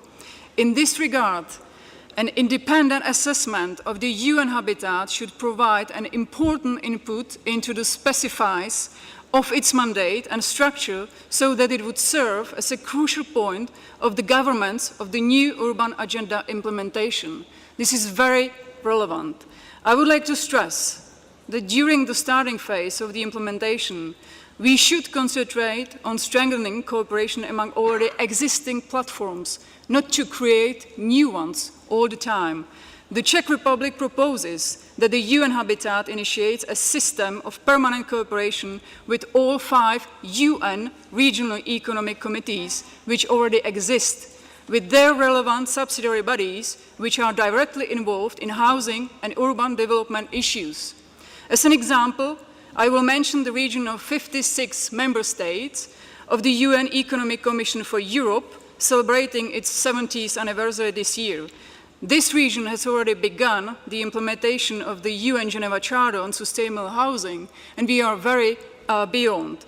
Ministers of these 56 countries will meet in Geneva in November this year to approve a joint declaration implementing the Charter. For the Czech Republic, and I believe for many other countries sitting here as well, housing and urban issues are extremely important elements of sustainable development. The Czech Republic has already been active in the preparation phase by organizing the biggest preparatory event of its kind, so-called European Habitat, which does not include only European countries, but other countries as Russia, China, part of America as well, 56 states. Habitat 3 in Prague was held last year in March and was attended by more than 4,000 participants. The Czech Republic continues to build on this successful milestone in the post-Habitat 3 period. I would like to appeal on you to start taking concrete steps in the implementation of the new urban agenda so that all the countries and stakeholders share their experiences at the World Urban Forum in Kuala Lumpur next year. Next year, it's coming. It's going to be very soon. Declaring that the UN Habitat has a crucial role within the UN organization is not an exaggeration. Similarly, saying that the UN Habitat can contribute to a better world is more than just a phrase. It can be a part of a mission encouraged by strong leadership. The Czech Republic is fully on board, is delivering on its commitments, and is ready to be there together with all the countries and share the vision and to work together for a better tomorrow. But now I will say the but. We need strong leadership, we need strong coordination, we need strong management of UN Habitat, and we need maybe some new visions of the new governance of UN Habitat Secretariat as well. But what we need, all of us, all the continents in the world, all of you sitting in the room, and seriously, I'm quite keen to know how many ministers are here in the room, high-level meeting, and how many are we here? Out of 58 states, we have only 17 ministers. At the beginning, it was said by many speakers that we need political background, but do we have it? Why are we here only on the level of permanent people, permanent offices people? Why don't we have ministers here? Because the resolution here that we are going to discuss in further days is very important to all of us. I am here with the mandate of my government. My mandate came through the office of my government and through the meeting of the government. Do we all have that? I don't want to sit at this meeting in Kenya or in other states where I was, in Ecuador, or in Indonesia, just to talk. We need to take concrete steps. We need to all be motivated. We need a drive. And this is my but. Please, United Nations is not only two words. It's nations and it's us. And united, it's all of us together. So let's be, please, united. United Nations for UN Habitat, urban agenda, sustainable development, all of us together. Thank you. Thank you. Thank you, Honorable Minister, Mrs. Karla Srektova. Really, it's wonderful and also very thought-provoking. And you should make all of us to do some soul-searching also, because the Minister has raised certain pertinent issues. It's not to find fault with anybody, but at the same time, when you want to make this real new urban agenda, you have to put your heart and soul, all countries. That's the message. Now we move to Iraq. Iraq and followed by Uganda and then Afghanistan. I request the concerned ministers or the representatives to be ready. Now Iraq. سيد رئيس الدورة السادسة والعشرين. Honorable Chairman of the 26th session of the Governing Council of the United Nations Human Settlements Program, first of all, we would like to congratulate you for your election. Honorable Executive Director of the United Nations Human Settlements Program, Excellencies, ladies and gentlemen, first of all, I am pleased to say that our country would like to endorse the declaration of Pakistan on behalf of the Group of 77 and China. We are happy to be here at the 26th session of the Governing Council of the United Nations Human Settlements Program held here in the beautiful city of Nairobi. I would like to express on behalf of the government of the Republic of Iraq, our gratitude and appreciation for your kind invitation to us as a member of the Governing Council of the United Nations Human Settlements Program until the end of 2018. This is an opportunity for us to communicate with you and to fulfill our role in partnership with our partners in order to contribute in viewing available opportunities for effective implementation of the new urban agenda through the development and supporting the policy objectives and determining priorities of existing programs to achieve the goals of the United Nations Human Settlements Program towards a better urban future, as well as strive to achieve goal number 11 of the Sustainable Development Agenda to make cities integrated, safe, resilient, and sustainable for all. Ladies and gentlemen, you may recall that we met 2 years ago at the 25th session when Iraq was then facing a terrorist attack of ISIS that claimed lives of thousands of people and displaced hundreds of thousands of families from Iraqi cities and governments. According to the latest statistics of the UN, the huge number of Iraqi displaced is a real humanitarian disaster represented by the violation of human rights, the threat to local peace and security, in addition to the disruption of the construction plans and development and diverted national resources to meet the basic needs of displaced people, in addition to physical losses of more than $50 billion and the crimes against religious minorities living in those areas, including 400,000 people who have been subjected to sexual slavery and genocide against Yazidis, the forced displacement of Christians from their land. In addition to that, archaeological sites have been looted and destroyed, although they represent the oldest human civilizations of Mesopotamia. Ladies and gentlemen, Iraq has made great progress in liberating its territories from the terrorist group Daesh, known as ISIS, by the Iraqi army and police, with the participation of the Sons of Iraq and the Peshmerga, as well as the vital support from international allied forces to drive out Daesh from most of the lands and territories occupied by them. Now, the hope of seeing the return of the displaced people has become real. However, the liberation will raise a big challenge for Iraq. As you know, the return and coexistence in liberated cities needs the consolidation of peace and social security, as well as the restoration of the social fabric to how it used to be, in addition to many reconstruction and development efforts. The process of transition to peace remains fragile. Often, local communities are weak and lack capacities at all levels. Governmental institutions and infrastructures are destroyed. The culture of democracy is almost non-existent. In addition to that, there is an absence of good governance, law, and respect for human rights, as well as poverty, spread of diseases, and lack of education.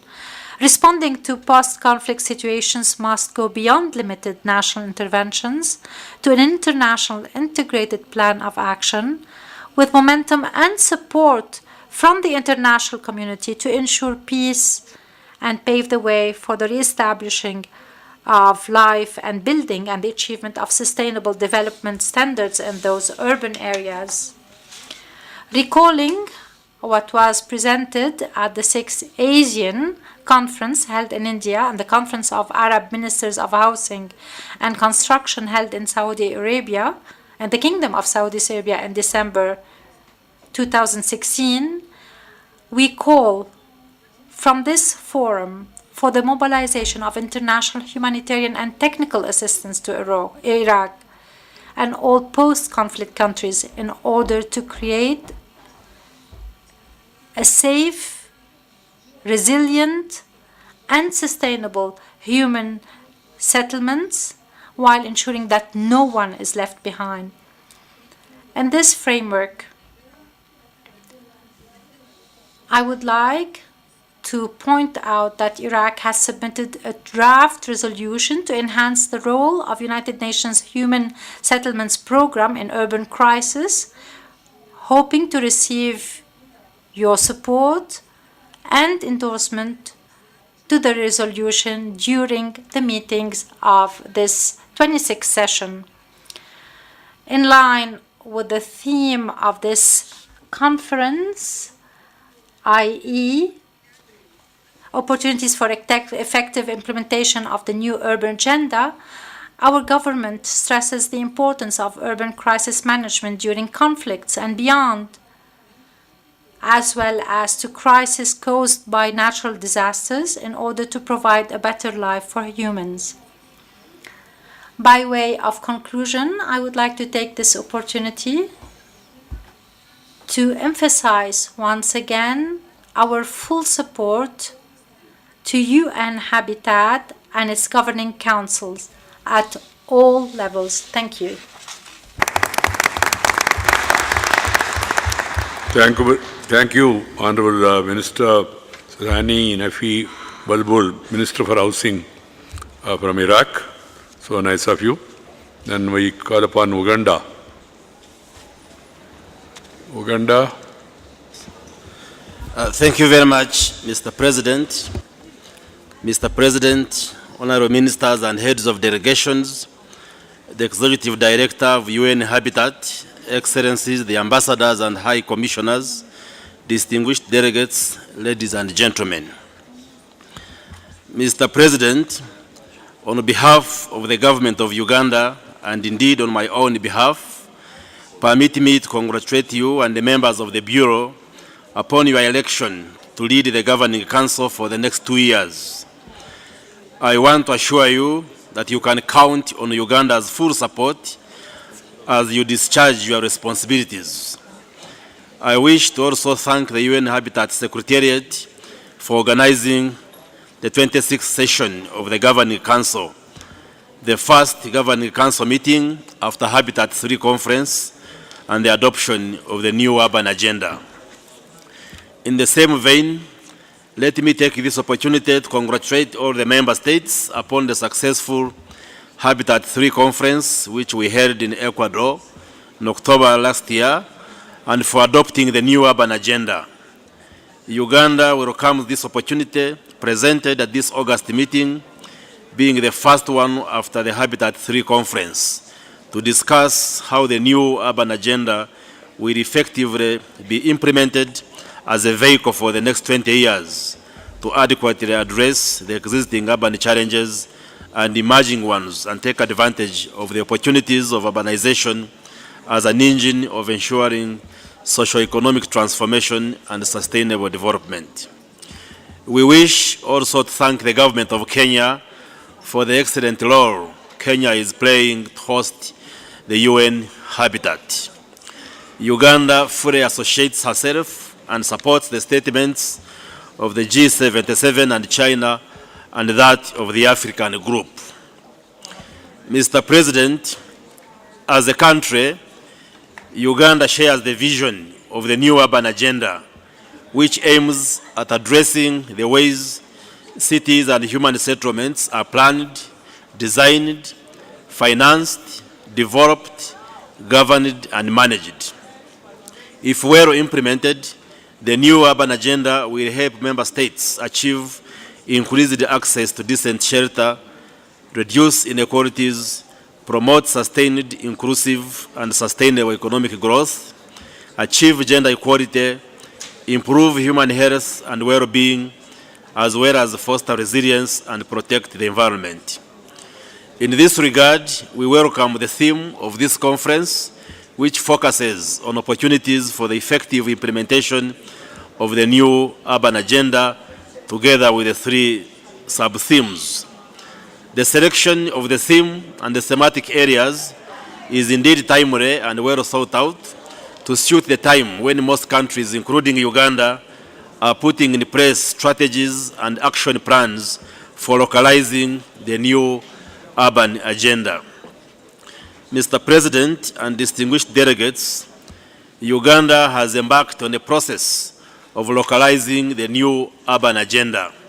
Our strategy as a country has been to embed the new urban agenda in the ongoing activities within our ministry and activities of other relevant stakeholders such as the local authorities, civil society organization, and the wider government of Uganda. Specific action plans to holistically implement the new urban agenda have been identified and put in place.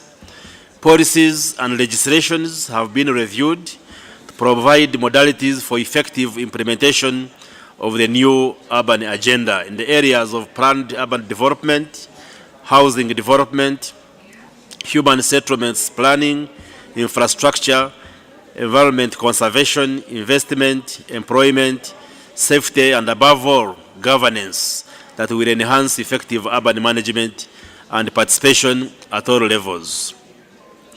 The examples of some of the policies and laws which we have addressed are the National Physical Planning Act, which aims at ensuring that the entire country of Uganda becomes a planning area, the National Housing Policy that carries the theme of providing adequate housing for all, and the National Urban Policy. Uganda is also localizing the new urban agenda through strengthening mechanisms for financial mobilization, including promotion and strengthening of local revenue generation, as well as fostering public-private partnerships. Uganda recognizes the unique and key role that the UN Habitat plays in the pursuit of sustainable development, especially in developing countries where urbanization is taking place at an unprecedented scale and pace. Today, 80% of the world's fastest urbanizing countries are in the developing world. Therefore, it is imperative that in order to successfully implement the new urban agenda, member states should capitalize the UN Habitat. We would like to urge member states, development partners, and financial institutions to continue supporting the UN Habitat by providing funding for implementation of its work program. Mr. President, last but not least, Uganda supports the adoption of the resolutions before the General Council, especially the African Group-sponsored resolution on promoting effective implementation, follow-up, and review of the new urban agenda.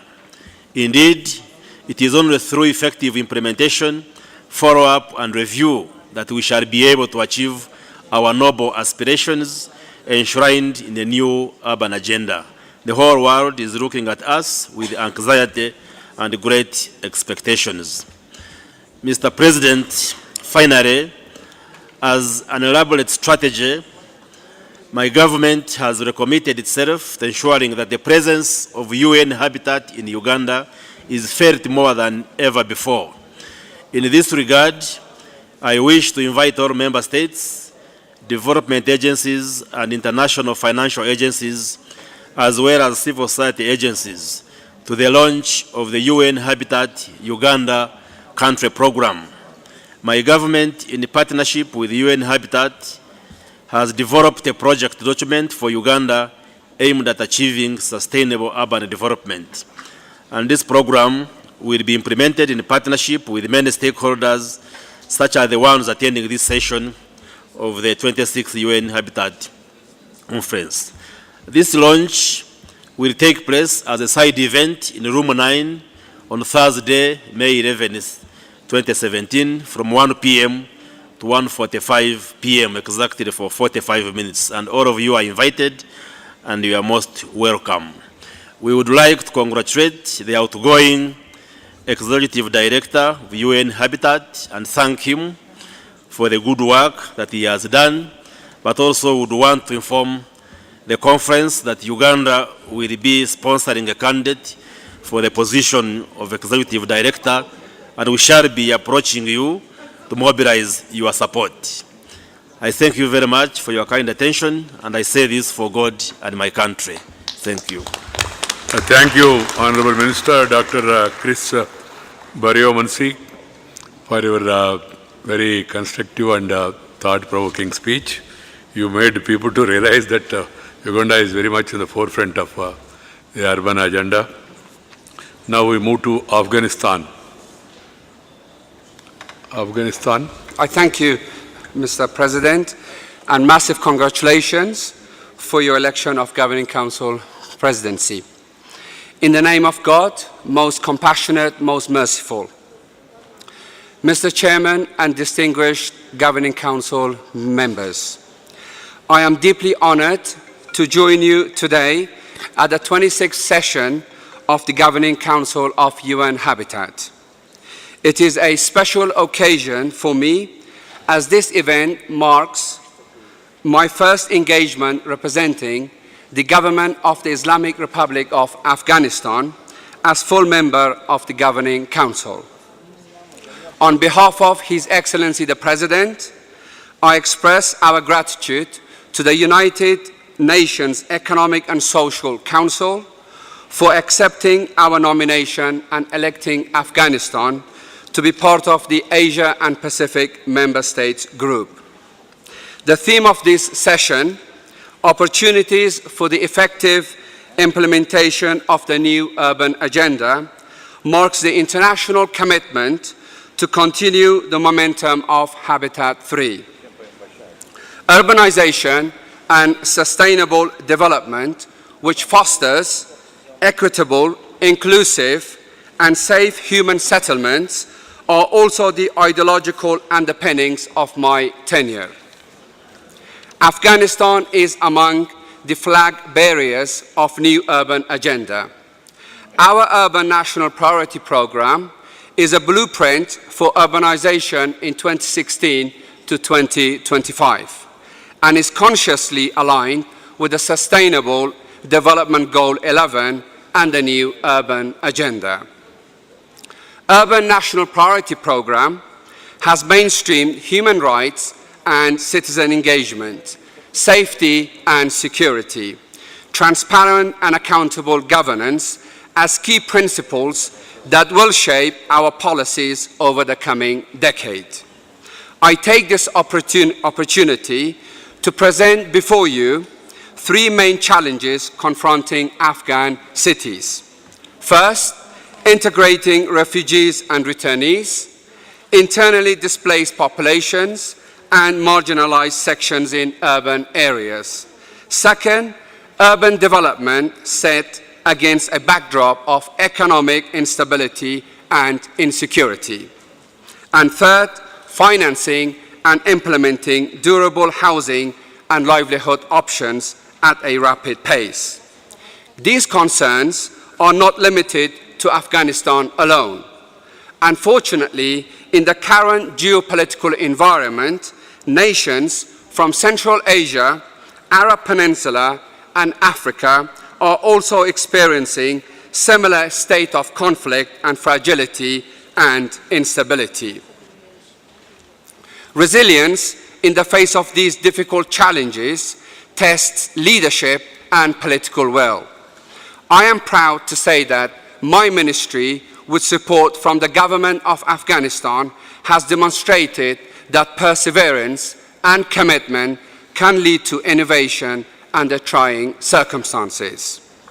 Over the last 2 years, under my leadership, the Ministry of Urban Development and Housing has implemented and committed to flagship programs such as State of Afghan Cities, Future of Afghan Cities, Sustainable Housing Program, Cities for All, and Citizen Charter, which put the people at the center. Your Excellencies, ladies and gentlemen, Afghanistan is amongst the fastest urbanizing country in the world. By 2030, we will double our urban residents. Since 2002, over 5.6 million Afghans have returned from neighboring countries, and as many as 40% have not been able to integrate in their original locations. To give you a perspective on the scale of the challenge, more than 1.2 million persons are internally displaced in Afghanistan. We are responding to these critical concerns by placing the urban agenda on top of our national policy reforms. To achieve our vision, we are balancing high-level governance with high-impact grassroots flagship projects. Afghanistan's Urban National Priority Programme is a high-level policy blueprint with three focus areas. First, strengthening urban governance and institutions. Second, adequate housing and basic services for all. And third, harnessing urban economy and infrastructure. As part of flagship projects of the above blueprint, our President has launched City for All program with a commitment to provide secure tenure for more than 1 million families in the next 3 years. This program is the first of its kind developed by any nation in 21st century, and I thank UN Habitat for the technical assistance in balancing long-term programs with stopgap measures. Distinguished delegates, we are leading by example. Afghanistan is among the first countries to promote and formalize Citizens' Charter as a new compact between the state and the citizens. Citizens' Charter program aims to build state legitimacy and end fragmentation to demonstrate the government's commitment towards ensuring basic minimum services reach all citizens. Urban peacebuilding and safety is a core thematic area unique to the fragile context. The Afghanistan Urban Peacebuilding Program addresses this complex relationship between governance and citizen and peace. It promotes peacebuilding and state building by strengthening the delivery of services especially related to security, local government responsiveness and accountability.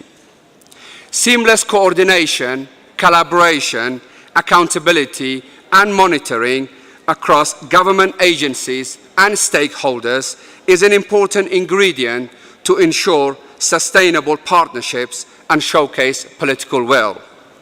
Under the direction of His Excellency the President, a National Urban Council has been established to streamline urban development policies and programs. Distinguished members, to conclude, it has been my privilege to present the urgent concerns of fragile and conflict-affected countries at international platforms such as PrepCom 3, Habitat 3, AMCHAT, and now at this esteemed event. Global forums have the potential to be an invaluable channel to share the common concerns, chart out collective strategies, and commit to a strong leadership and collaboration amongst us all. I express my appreciation for the strong leadership of Dr. Juan Clos, Executive Director, in his unwavering support to Afghanistan and strengthening partnership between UN Habitat and our government.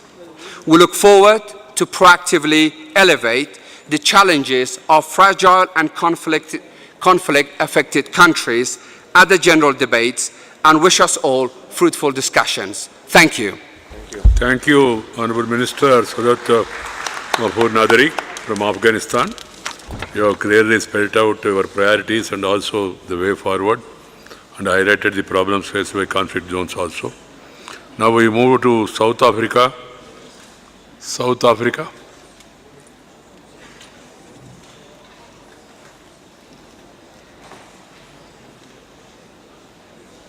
Next, you're not there. Well, then we'll go Poland. Poland, please. Yes. Please. Thank you, Chairman. Dear Chairman, dear members of the Governing Board, ladies and gentlemen, let me start by saying that urban areas play a key role in the implementation of the 2030 Agenda for Sustainable Development and the Sustainable Development Goals. At the European level, as we are the members of the European Union, the implementation of the new urban agenda is ensured through the EU urban agenda and cooperation within its thematic partnership, in which Poland and Polish cities are very active. In Poland, many objectives identified in the new urban agenda are already and will be implemented at the national level as a part of urban policy, which we adopted in 2015, and the National Strategy for Responsible Development, which has been recently adopted by our government, and in fact is the strategy for our sustainable development. The areas with the greatest consistency are taken within activities around such areas like education, participation, social inclusion, GDP growth, financial services infrastructure, research and development, economic innovation, entrepreneurship, including small and medium-sized enterprises development, employment, sustainable agriculture, industry, adaptation to climate change, and counteracting pollution. We also implement a number of priorities in other areas at the level of specific goal or intervention, and these include, among others, things like combating poverty, health and care, counteracting corruption, diversity and equality, human rights, security, resource management, and urban planning. Ladies and gentlemen, we have identified over 100 strategic projects which implementation of which will contribute to achieving sustainable development goals and provision of new urban agenda. We concentrate support on all cities, regardless of their size, location, or social, economic, and administrative functions. However, with the special attention to three areas of influence: the largest agglomeration, medium-sized cities losing their social economic functions, and areas at risk of permanent marginalization, including small towns and rural areas. Amongst actions Poland has planned under one of the strategy goals, socially sensitive and territorial sustainable developments, they are increasing access to affordable housing, improving the functioning of the private rental market, and the development of assisted housing for people at risk of social exclusion. One of the strategic projects which is to be implemented by 2020 is the so-called National Housing Programs, and it is designed to meet the housing needs of low-income families and people at risk of social exclusion by increasing access to housing for those whose incomes currently prevent acquiring or renting housing on a commercial basis. And this is because we estimate that the level of housing shortage in Poland is at about 1.5 million. So thus we will want to implement our national strategy for responsible of Poland, which is very much in line of the EU 2030 Agenda for Sustainable Development, and which will also implement the new urban agenda. Thank you very much for your attention, and I wish success to all our countries in implementing urban policies. Thank you. Thank you, Honorable Minister Sri Jerzy Iwinski, Deputy Minister from the Ministry of Economic Development of Poland. Thank you. So nice of you, made it very crisp.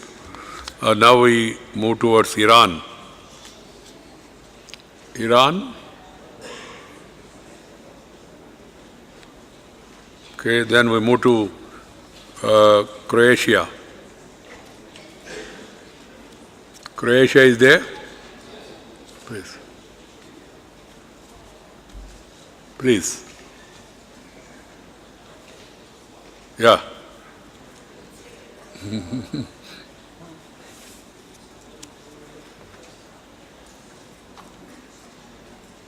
Somebody told me that I have a speech tomorrow, but doesn't matter. Honorable President, distinguished ministers, nobody's here. Excellencies, ladies and gentlemen, I feel proud to have been given the opportunity to greet this conference on behalf of the Republic of Croatia as a member state of the Governing Council of UN Habitat. I would like to express the gratitude of the Republic of Croatia to the city of Nairobi for hosting this 26th Governing Council meeting.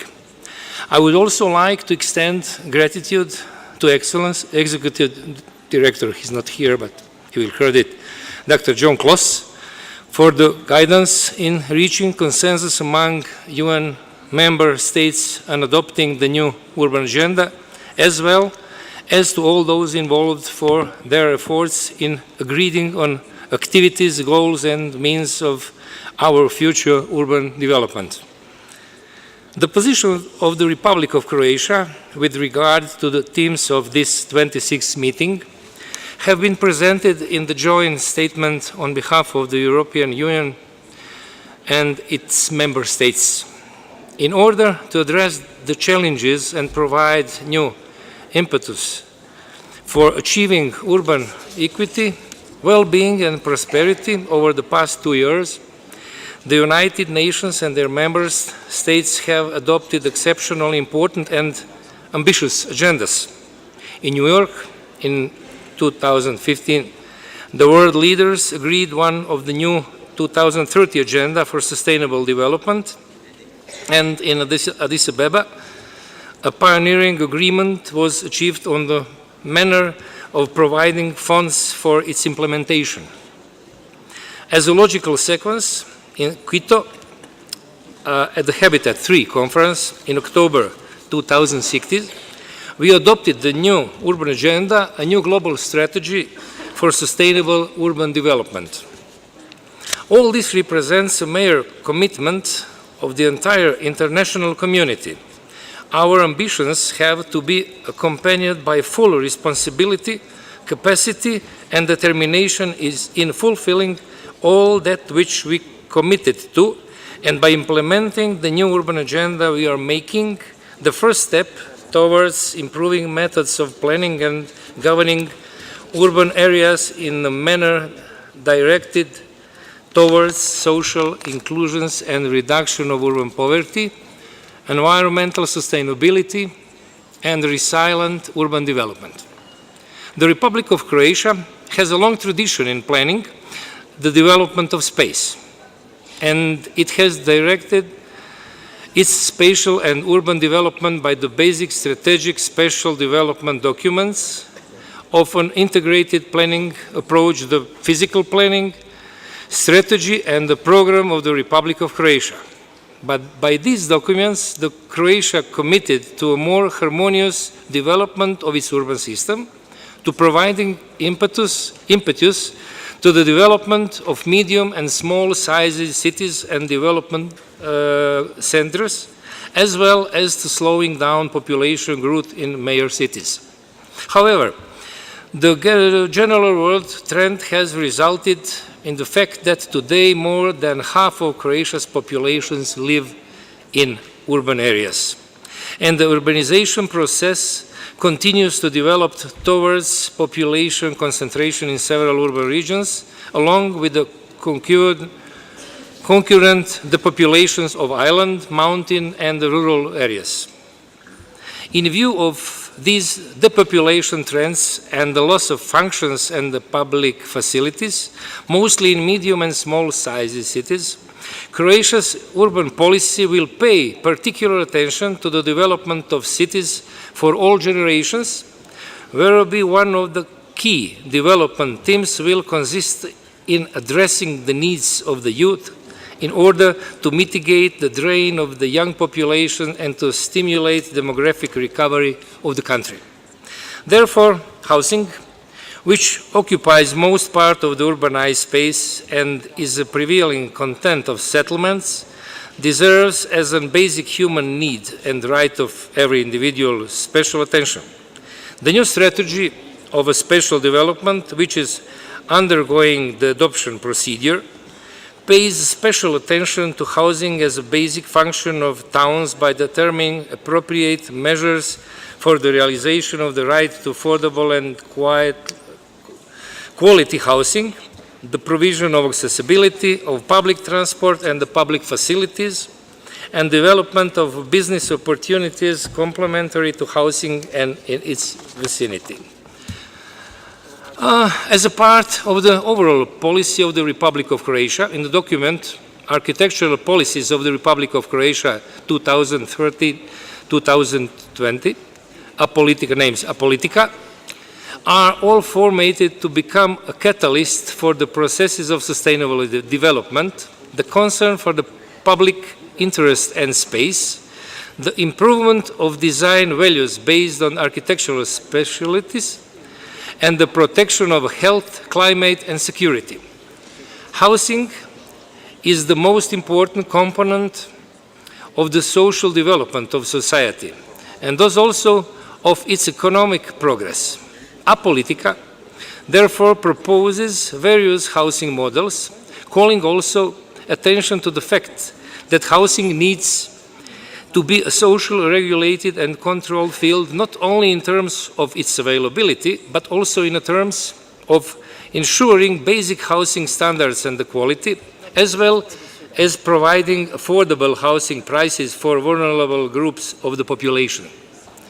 In order to achieve the set goals, over the past 20 years, Republic Croatia has realized a number of programs and projects aimed at enabling and as wide as possible population range to resolve their housing needs and to improve their housing standards depending on their needs, material status, age and the number of family members, under terms substantially more favorable than those on the market. Considering the special theme of this session, I would like to point out that for an effective implementation of the new urban agenda and for the realization of the goals of the 2030 Agenda for the Sustainable Development, particularly Goal 11, make cities and the human settlements inclusive, safe, resilient and sustainable. Quality organization and monitoring of its implementation is of essential importance, as well as the involvement in an optimal manner of an as wide as possible circle of stakeholders, from the international community, national, regional and the local authorities, experts, the education system, the business sector, up to the citizens themselves. In fact, we all can, within the framework of national policies, contribute to the realization of the set goals. This, however, not seldom requires a better regional, intergovernmental and transboundary cooperation, which would additionally advance the addressing of issues that are significant for the life and well-being of the population. Allow me, please, to conclude by expressing the belief that the new urban agenda as a common vision of the sustainable cities will assist us in responding to the challenges and provide additional impetus for achieving its goals in order to create the presumptions for a better life of future generations. Thank you for your attention. Thank you, Honorable Minister, Mr. Igor Sijimek, Assistant Minister of Urban Development in Croatia. Now we move on to USA, United States of America. Thank you, Mr. President. The United States would like to thank our hosts, the government of Kenya, the staff and leadership of UN Habitat. We appreciate this important opportunity to discuss with all of you how to set UN Habitat on the best possible course to support the objectives of the new urban agenda. This governing council will cover many themes critical to the future of both UN Habitat and the new urban agenda.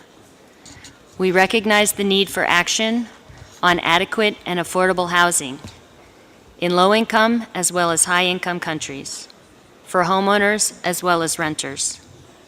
We also understand the need for a housing at the center strategy, and yet one that inherently integrates issues of broader planning, access and accessibility, transportation, education, health, jobs, basic services, community development, design, and community engagement.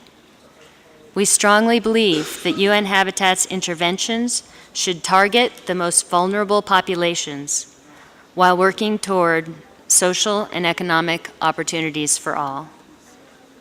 We look forward to considering with you all the role of urban planning processes in addressing the complex issues and conditions facing communities. We also look forward to discussions of new approaches to financing that will help ensure adequate and affordable homes in sustainable, vibrant communities for all. Facing the shortfall in basic services in many developing countries, the UN Habitat established Urban Basic Services Trust Fund allows an expanded donor base to pool contributions in support of innovative, integrative solutions involving both international and local stakeholders. Having such a fund can catalyze much larger and more sustainable contributions beyond official development assistance and tap the knowledge and capacities of non-traditional donors. We are proud of the new urban agenda, and we are eager to move forward on its mandate. We, the member states, with the help of our best urban experts, spent months in difficult negotiations to come to agreement on the new urban agenda. As a key item of the negotiation, given thorough consideration, member states agreed on UN Habitat's role in the implementation, follow-up, and review of the new urban agenda. We are not here to renegotiate that or other aspects of the new urban agenda, and we can't agree to expand the UN Habitat role in the new urban agenda beyond what was decided in Quito. We will oppose any effort to introduce unnecessary language not relevant to the key theme into resolutions. We will oppose resolutions that have nothing to do with the governance of this organization or the funding of this organization or the strengthening of this organization, and those that only seek to politicize this council. There is no time for that. We have work to do. Our focus here must remain on how to best guide UN Habitat to collaborate and work with the UN system, member states, and all stakeholders to support the new urban agenda with a focused mandate for UN Habitat. We maintain that we will never be able to accomplish these ambitious goals member states set out without ensuring the proper collaboration of all stakeholders. We encourage UN Habitat to do its utmost as a focal point in the UN system on urbanization to ensure the highest level of collaboration, to find synergies, reduce redundancies, and find innovative opportunities in this process as it informs its own strategies in support of the new urban agenda. We want to thank the Executive Director and his management team and highlight their efforts in recent years to work closely with member states, whether through the Committee of Permanent Representatives, the recently established Working Group on Program of Work and Budget, or the Governing Council, to set UN Habitat on the right track in terms of management and programmatic reforms. This success was seen in the largely positive assessment of the recent MOPAN 3.0 review. We encourage UN Habitat management to ensure a smooth transition when the next executive director arrives at the end of this year, including to help the next executive director continue reform and expand and deepen these efforts. As a recent UN staff survey revealed, there is still much room for improvement. Improving the ethics and working environment for staff will be critical to UN Habitat's success and viability among member states and all donors. Also critical to UN Habitat's long-term viability and ability to restore donor confidence is meeting the challenge to rein in the budget. In recent years, UN Habitat set wildly unrealistic budget expectations. Donors will not accept such irresponsible planning going forward. UN Habitat's record of consistently producing unreliable and inaccurate budgets leads us to support an enhanced role for member states in financial oversight. We support a requirement that UN Habitat prepare a budget impact analysis report for any proposed change to current programs and/or operations. Any report indicating a net increase in resource requirements should be submitted to the Governing Council for approval. We also encourage UN Habitat to seek innovative ways to expand its donor base, including to non-traditional donor countries, the private sector, foundations, and international financial institutions. We see promise in its work with the World Bank in this regard. Turning to the assessment underway that will ultimately help member states consider the best possible route to enhance the effectiveness, efficiency, accountability, and oversight of UN Habitat. Above all, as requested by the General Assembly, the assessment of UN Habitat should be both evidence-based and independent, and the result should be a report containing recommendations to enhance effectiveness, efficiency, accountability, and oversight of UN Habitat as the primary means for its long-term viability, including by attracting voluntary financial support from member states and increasing donor confidence. The assessment should also include recommendations of how UN Habitat can best continue to implement and expand on recent reforms, in particular with regard to strategic planning, including regional and country-level planning, evaluation, communication, ethics, results-based management, and internal controls. Any assessment of the governance structure of UN Habitat should consider all views and many options, and explicitly include all costs and benefits, financial or otherwise, so that an informed decision may be made. Finally, of the utmost importance, the assessment should not seek to modify UN Habitat's role, as already defined in the new urban agenda, for implementation of the new urban agenda. It should instead seek to clarify UN Habitat's comparative advantages in the context of and compared to other entities in the UN system, and carefully consider its place within the UN system, looking at all options.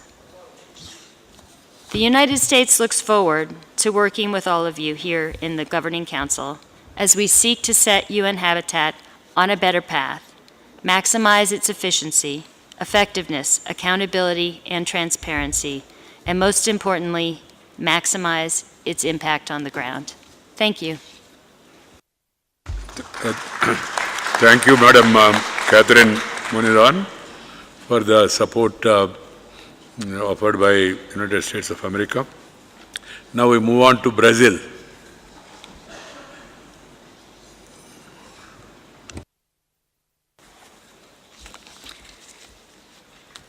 Thank you, Mr. Chairman. As I take the floor, allow me to fully align my delegation to the interventions previously made by the permanent representatives of Pakistan and of Colombia, respectively, on behalf of the G77 and of GRULAC. As many delegations before me have already pointed out, this is the first session of the Governing Council after the adoption of the new urban agenda, which added to the growing body of multilateral agreements achieved recently, joining the 2030 Agenda for Sustainable Development, the Paris Agreement under the UNFCCC, and the Addis Ababa Action Agenda. The new urban agenda effectively sets the sustainable urban development agenda for the next 20 years. Naturally, it poses challenges and opportunities which UN Habitat should be uniquely positioned to deliver on, as reflected in the theme and sub-themes for this high-level dialogue, one of which touches on a topic of particular relevance for my country, namely the right to adequate and sustainable housing. In the same vein, my delegation appreciates the fact that the new urban agenda enshrines the right to the city, which was proposed by my country and which recognizes the importance of cities as development promoters. During the Habitat 3 process, Brazil was amongst the countries that defended assigning a key role to UN Habitat in coordinating the implementation of the new urban agenda and providing the program with the conditions to enable it to adequately fulfill its role. We understand, moreover, that UN Habitat's mandate is a hybrid one, and that it must undertake both operational and normative activities, but in a balanced manner. The discussion about the role UN Habitat will fulfill in the implementation of the new urban agenda is an ongoing one, and naturally, the contribution of the high-level panel to evaluate and improve the efficiency of UN Habitat, which has already held its first meeting, will be a decisive one. Without prejudging the results of that exercise, which will culminate in deliberations in New York, Brazil would like to highlight the importance of the voices of Nairobi being factored in, given the familiarity with the challenges that UN Habitat faces, which is a result of daily engagement with the program.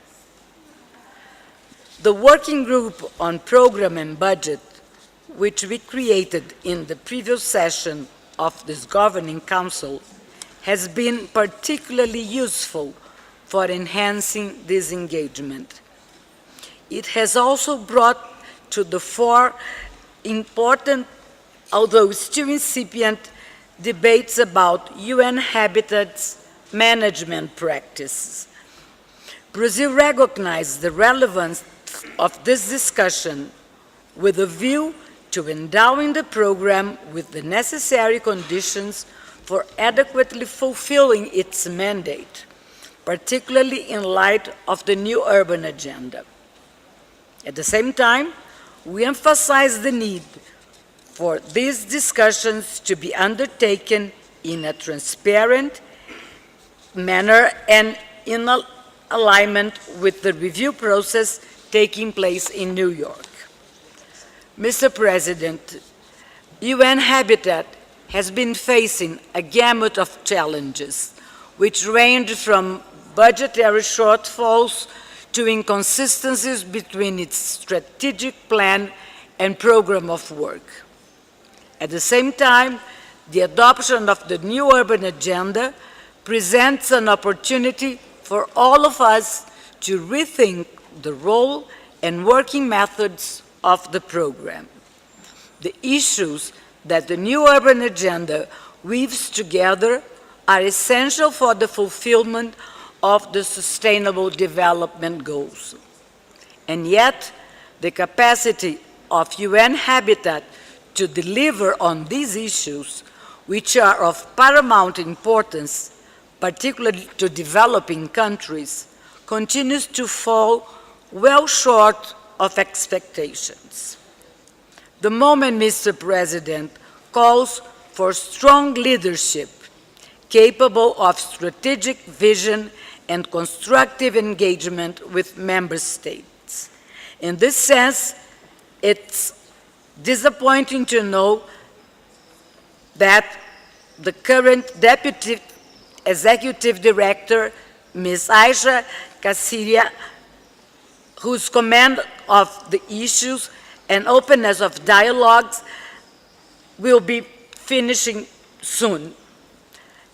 Her leadership will be missed during this transitional period.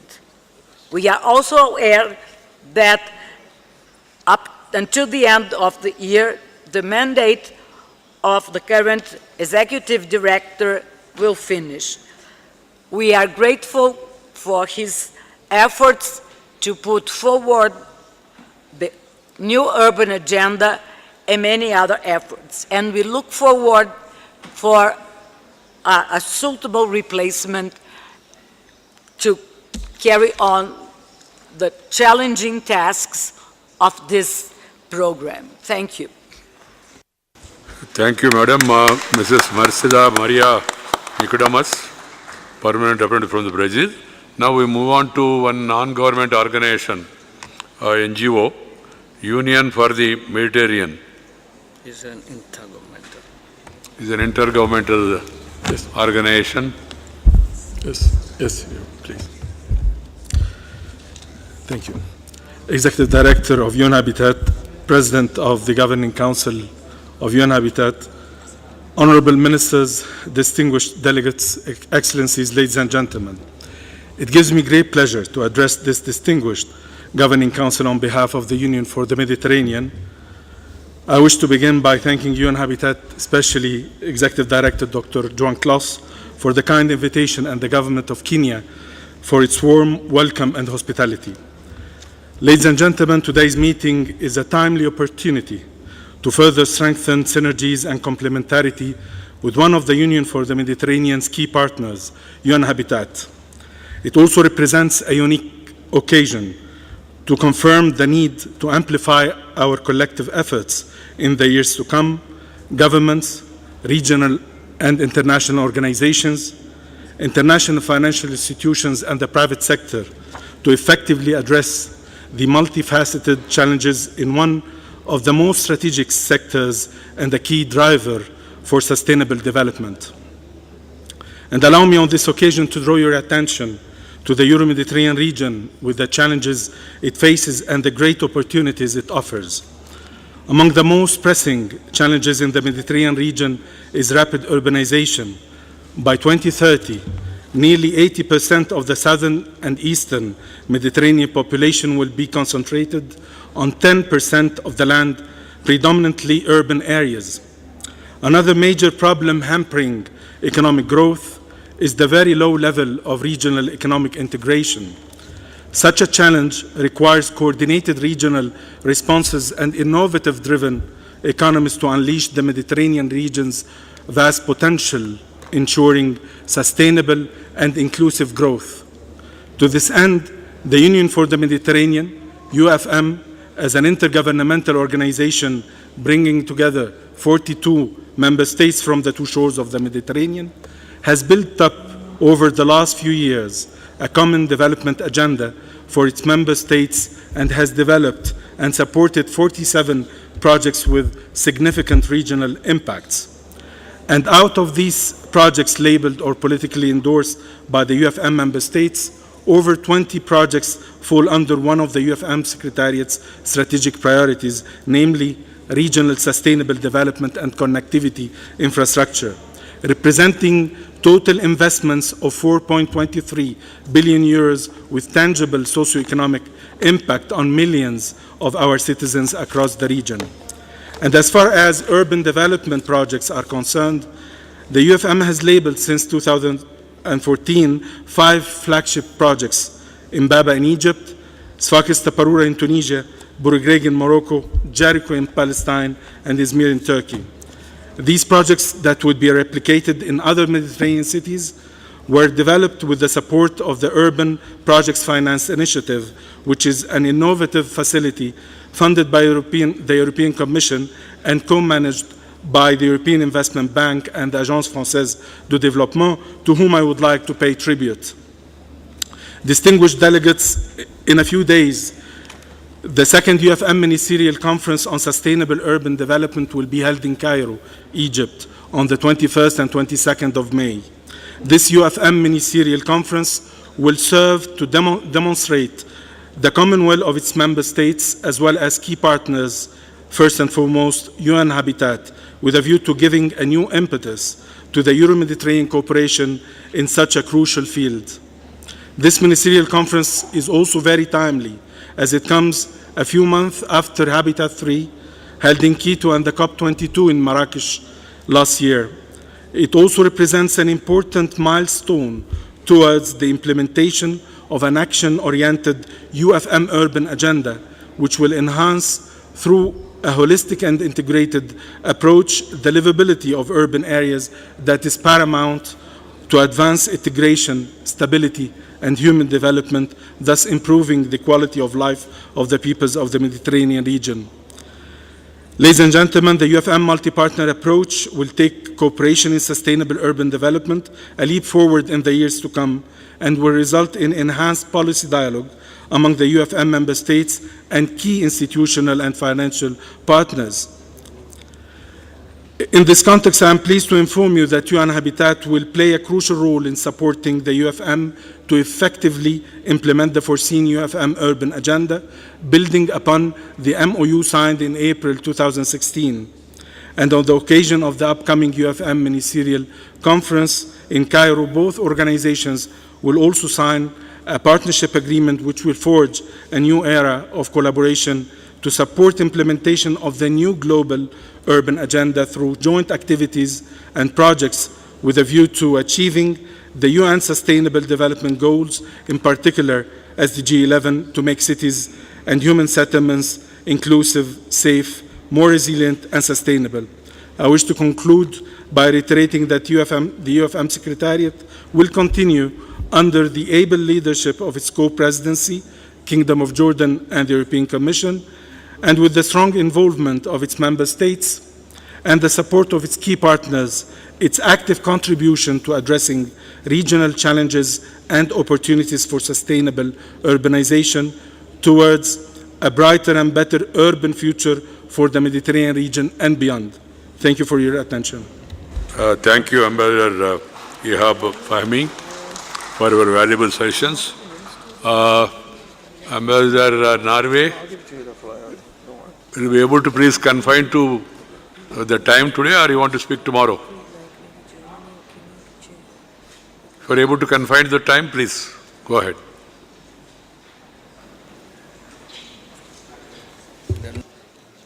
Mr. President, honorary ministers, distinguished delegates, Norway has always been committed to international cooperation and to the United Nations. In these times wherein more and more of our challenges can only be solved by working together, we remain as committed as ever. At the same time, our taxpayers are increasingly concerned with how their money is spent and expect that we deliver on our promises, that we strive for best practices and focus on results on the ground. Fortunately, we see a new spirit in the UN under the very experienced and capable new Secretary General. Secretary General Guterres is clear that he wants a stronger, less bureaucratic, and more effective UN family, working in community with each other and in partnership with others, including the private sector. This is an ambition we fully share. Mr. President, we have heard earlier today how urbanization is handled will determine the future of billions of people. It is therefore essential that UN Habitat joins the Secretary General in modernizing how it thinks and how it works. In Norway's view, UN Habitat fieldwork is generally good. But, as others have pointed out, UN Habitat's normative work should be strengthened. When it comes to reform, we believe UN Habitat has made some highly required changes, as noted by the recent MOPAN assessment. It is, however, essential that further reforms are carried out in line with the recommendations in the MOPAN and other reports, including strengthening cooperation and coordination with other UN organizations. It is further important that UN Habitat responds to the request to increase transparency and accountability. In addition, the results from this year's rather disappointing UN Global Staff Survey must be addressed in a serious way. Mr. President, at this Governing Council, Norway hopes to see a work program that incorporates air quality, health, environment, civil society, youth and gender among its priorities. We also hope to see a renewed mandate for the working group on program and budget. Further, we expect stronger efforts towards securing increased voluntary contributions from the member states. While UN Habitat, as noted among others by the Executive Director, has been very successful in resource mobilization to earmarked projects, it has been much less successful in convincing member states to contribute to core funding. Norway also looks forward to see the results from the UN independent assessment of UN Habitat and hope that the independent assessment panel take due note of the views conveyed to it by the CPR and Governing Council this morning. We further hope that the work in New York on the reform of the UN Development Organization will help clarify the role and contribution of UN Habitat within the broader UN system.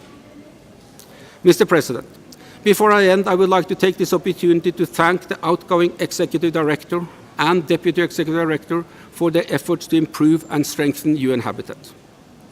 And finally, let me underline that Norway would like to see a strong and effective UN Habitat that can be in the forefront of meeting the many urban challenges before us, playing a leading role in implementing the new urban agenda and beyond.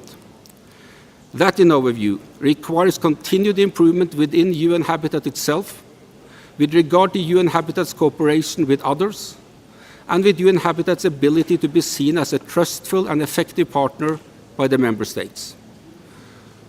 On that basis, on continuous improvements in these areas, Norway is prepared to remain a strong partner for UN Habitat also in the years to come. Thank you. Thank you, Ambassador Victor Rundberg. Now we move to Malaysia. Malaysia would like to make a presentation. Please, I request all those delegates who are standing behind, please be seated. Hello. The gentlemen who are standing that side, please be seated. If you have some urgent work, you can go to the lobby and discuss and come back. Please be seated. Malaysia.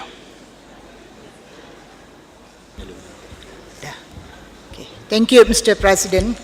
Mr. President, distinguished delegates, ladies and gentlemen of UN GC26, first and foremost, I would like to convey my deepest appreciation on behalf of the Government of Malaysia to United Nations Human Settlements Programme, UN Habitat, for giving the opportunity to Kuala Lumpur, Malaysia, to host the 9th session of the World Urban Forum in 2018, which is also known as WUF 9.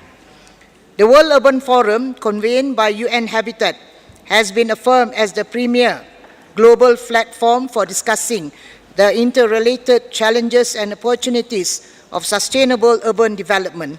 For the past 7 series of the World Urban Forum have taken place, only once held in Asia, that is in Nanjing, China in 2008. And the Government of Malaysia welcomes WUF back in Asia. The new urban agenda was adopted in October 2016 at the United Nations Conference on Housing and Sustainable Urban Development Habitat 3 in Quito, Ecuador. It is a result of a unique consensus among all participating states. The document sets out a common vision and global standards for urban development in the coming decades. The new urban agenda offers a paradigm shift in the way we think, build, and manage cities. Kuala Lumpur is ready to become the showcase to support the implementation of new urban agenda, which gives emphasis to the sustainable development agenda at the local level. WUF 9 would be of particular relevance to the monitoring of implementations of new urban agenda after the 3rd United Nations Conference on Housing and Sustainable Urban Development, that is Habitat 3, in 2016 at Quito, Ecuador. WUF 9 will be instrumental to substantively feed into the inputs for the first report of the implementations of the new urban agenda to be submitted to ECOSOC in July 2018. The forum will also contribute to global mobilization towards advocating for the common vision on sustainable urban development and advancing on the achievement of the 2030 Agenda and the Sustainable Development Goals. Ladies and gentlemen, the contributions and involvement of Kuala Lumpur and Malaysia in this debate would bring new perspectives and experiences, as well as increase awareness to the role of cities and human settlements, including rapid urbanizations and their impact on cities, communities, economies, and climate change. Malaysia, through the Ministry of Urban Wellbeing, Housing and Local Government, have worked consistently to steer the direction of Malaysia's urban sector to achieve our vision and mission to create a sustainable living environment for all. It is a proud moment for us and the team to be recognized by and given the opportunity by UN Habitat to host this WOOF 9. Community well-being through reducing the social and economic divide has always been an utmost focus of the government. Provisions of affordable housing, community facilities, good education, employment, accessibility to public transport, and safe living environment are among the key areas of concern.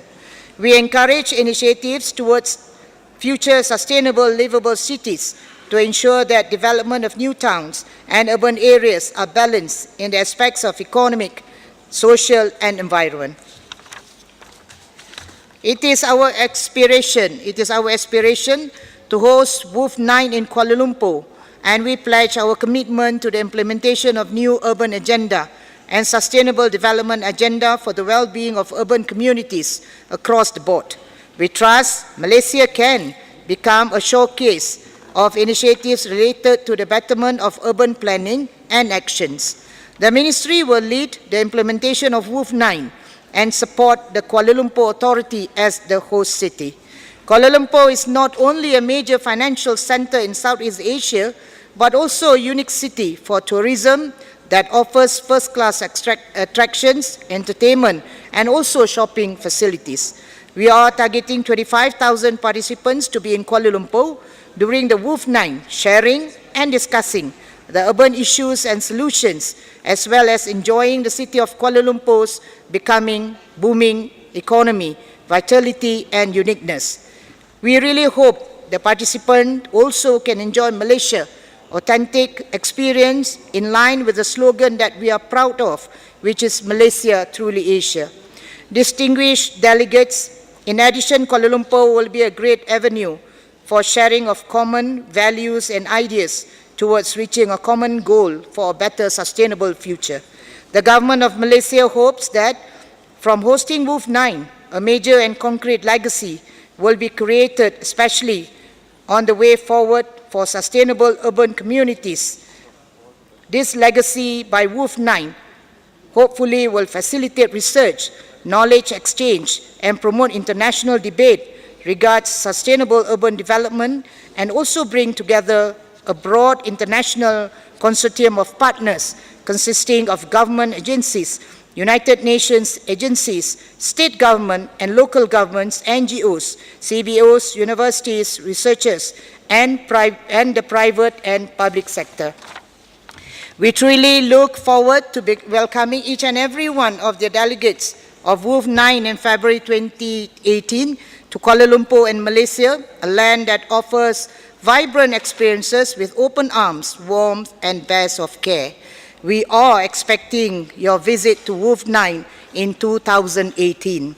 And I wish to invite all delegates of delegations and special guests, and all of you are invited to attend the WOOF 9 special reception ceremony that will be held by 6:30 p.m. at River Cafe, and hope to see all of you there. Thank you very much, Mr. President. Thank you. Thank you, Madam. Honorable Dr.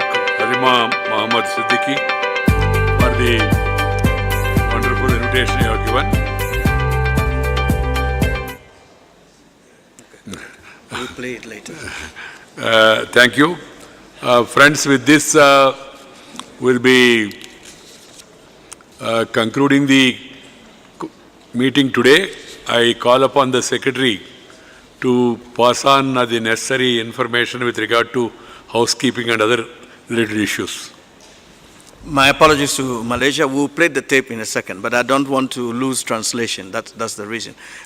Distinguished delegates, first, our sincere apologies to those who didn't get to speak today. You agree with me, we were late by 1 hour, and that put us back a little bit. I know some of my very close friends, ambassadors, will not talk to me for a week, but it's better to punish friends than to punish your visitors. So my apologies again.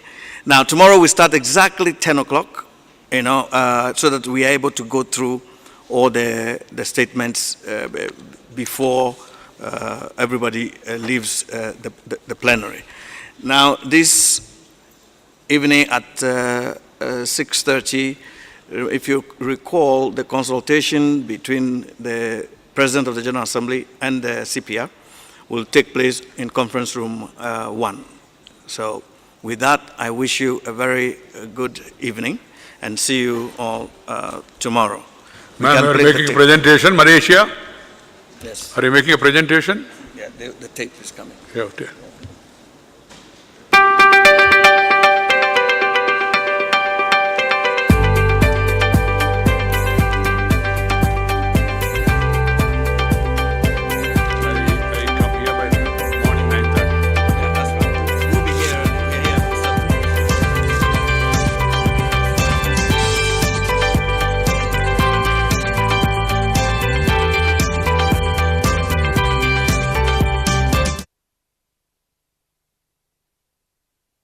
These canopies and rooftops is the destination of the 9th World Urban Forum in 2018. A nation that harmonizes urbanization with sustainability, weaving together communities and creating vibrant societies.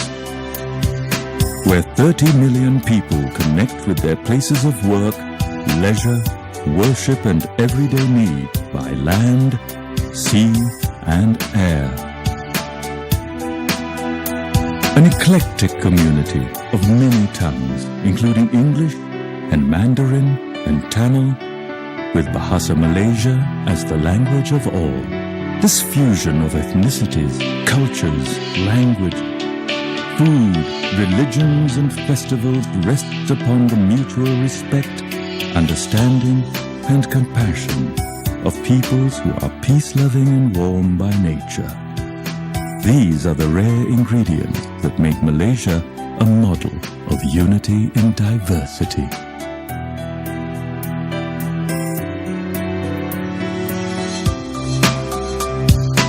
Welcome to Malaysia, the proud host of the 9th World Urban Forum 2018. We are honored to bring the World Urban Forum back to Asia after 10 years. Malaysia is endowed in many ways. Planning for rapidly urbanizing areas needs to balance economic, social, and environmental needs. Sustainable urbanization is the key, with the focus on well-being, prosperity, happiness, and leaving no one behind. In creating cohesive communities, the One Malaysia concept encourages citizens to take responsibility for national unity based on the principles of justice and equity. Malaysia's national urbanization policy has identified strategies and measures for the creation of livable urban communities. Many programs have been initiated to promote healthy lifestyles for all ages, reduced carbon footprints, and adaptations to climate change.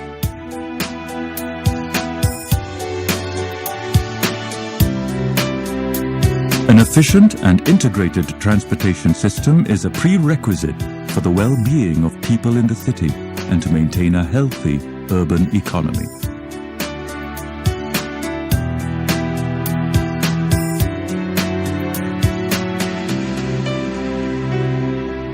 We plan in an increasingly uncertain world. Urban communities need to be protected from harm by minimizing their vulnerability and increasing the resilience of urban areas.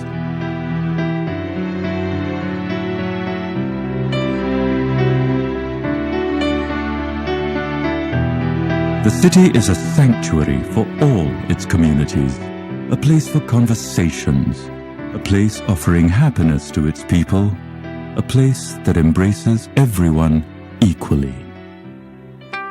The 9th World Urban Forum will be held in the Kuala Lumpur Convention Centre in the heart of the city. The Convention Centre is a purpose-built facility adjacent to the iconic Petronas Twin Towers and the 50-acre Kuala Lumpur City Centre Park. We welcome you to Malaysia. Selamat datang to the 9th World Urban Forum Kuala Lumpur, Malaysia 2018.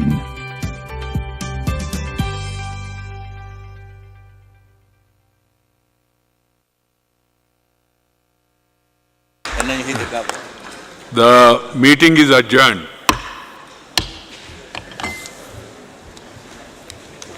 Thank you, Mr. President. Thank you, Mr. President.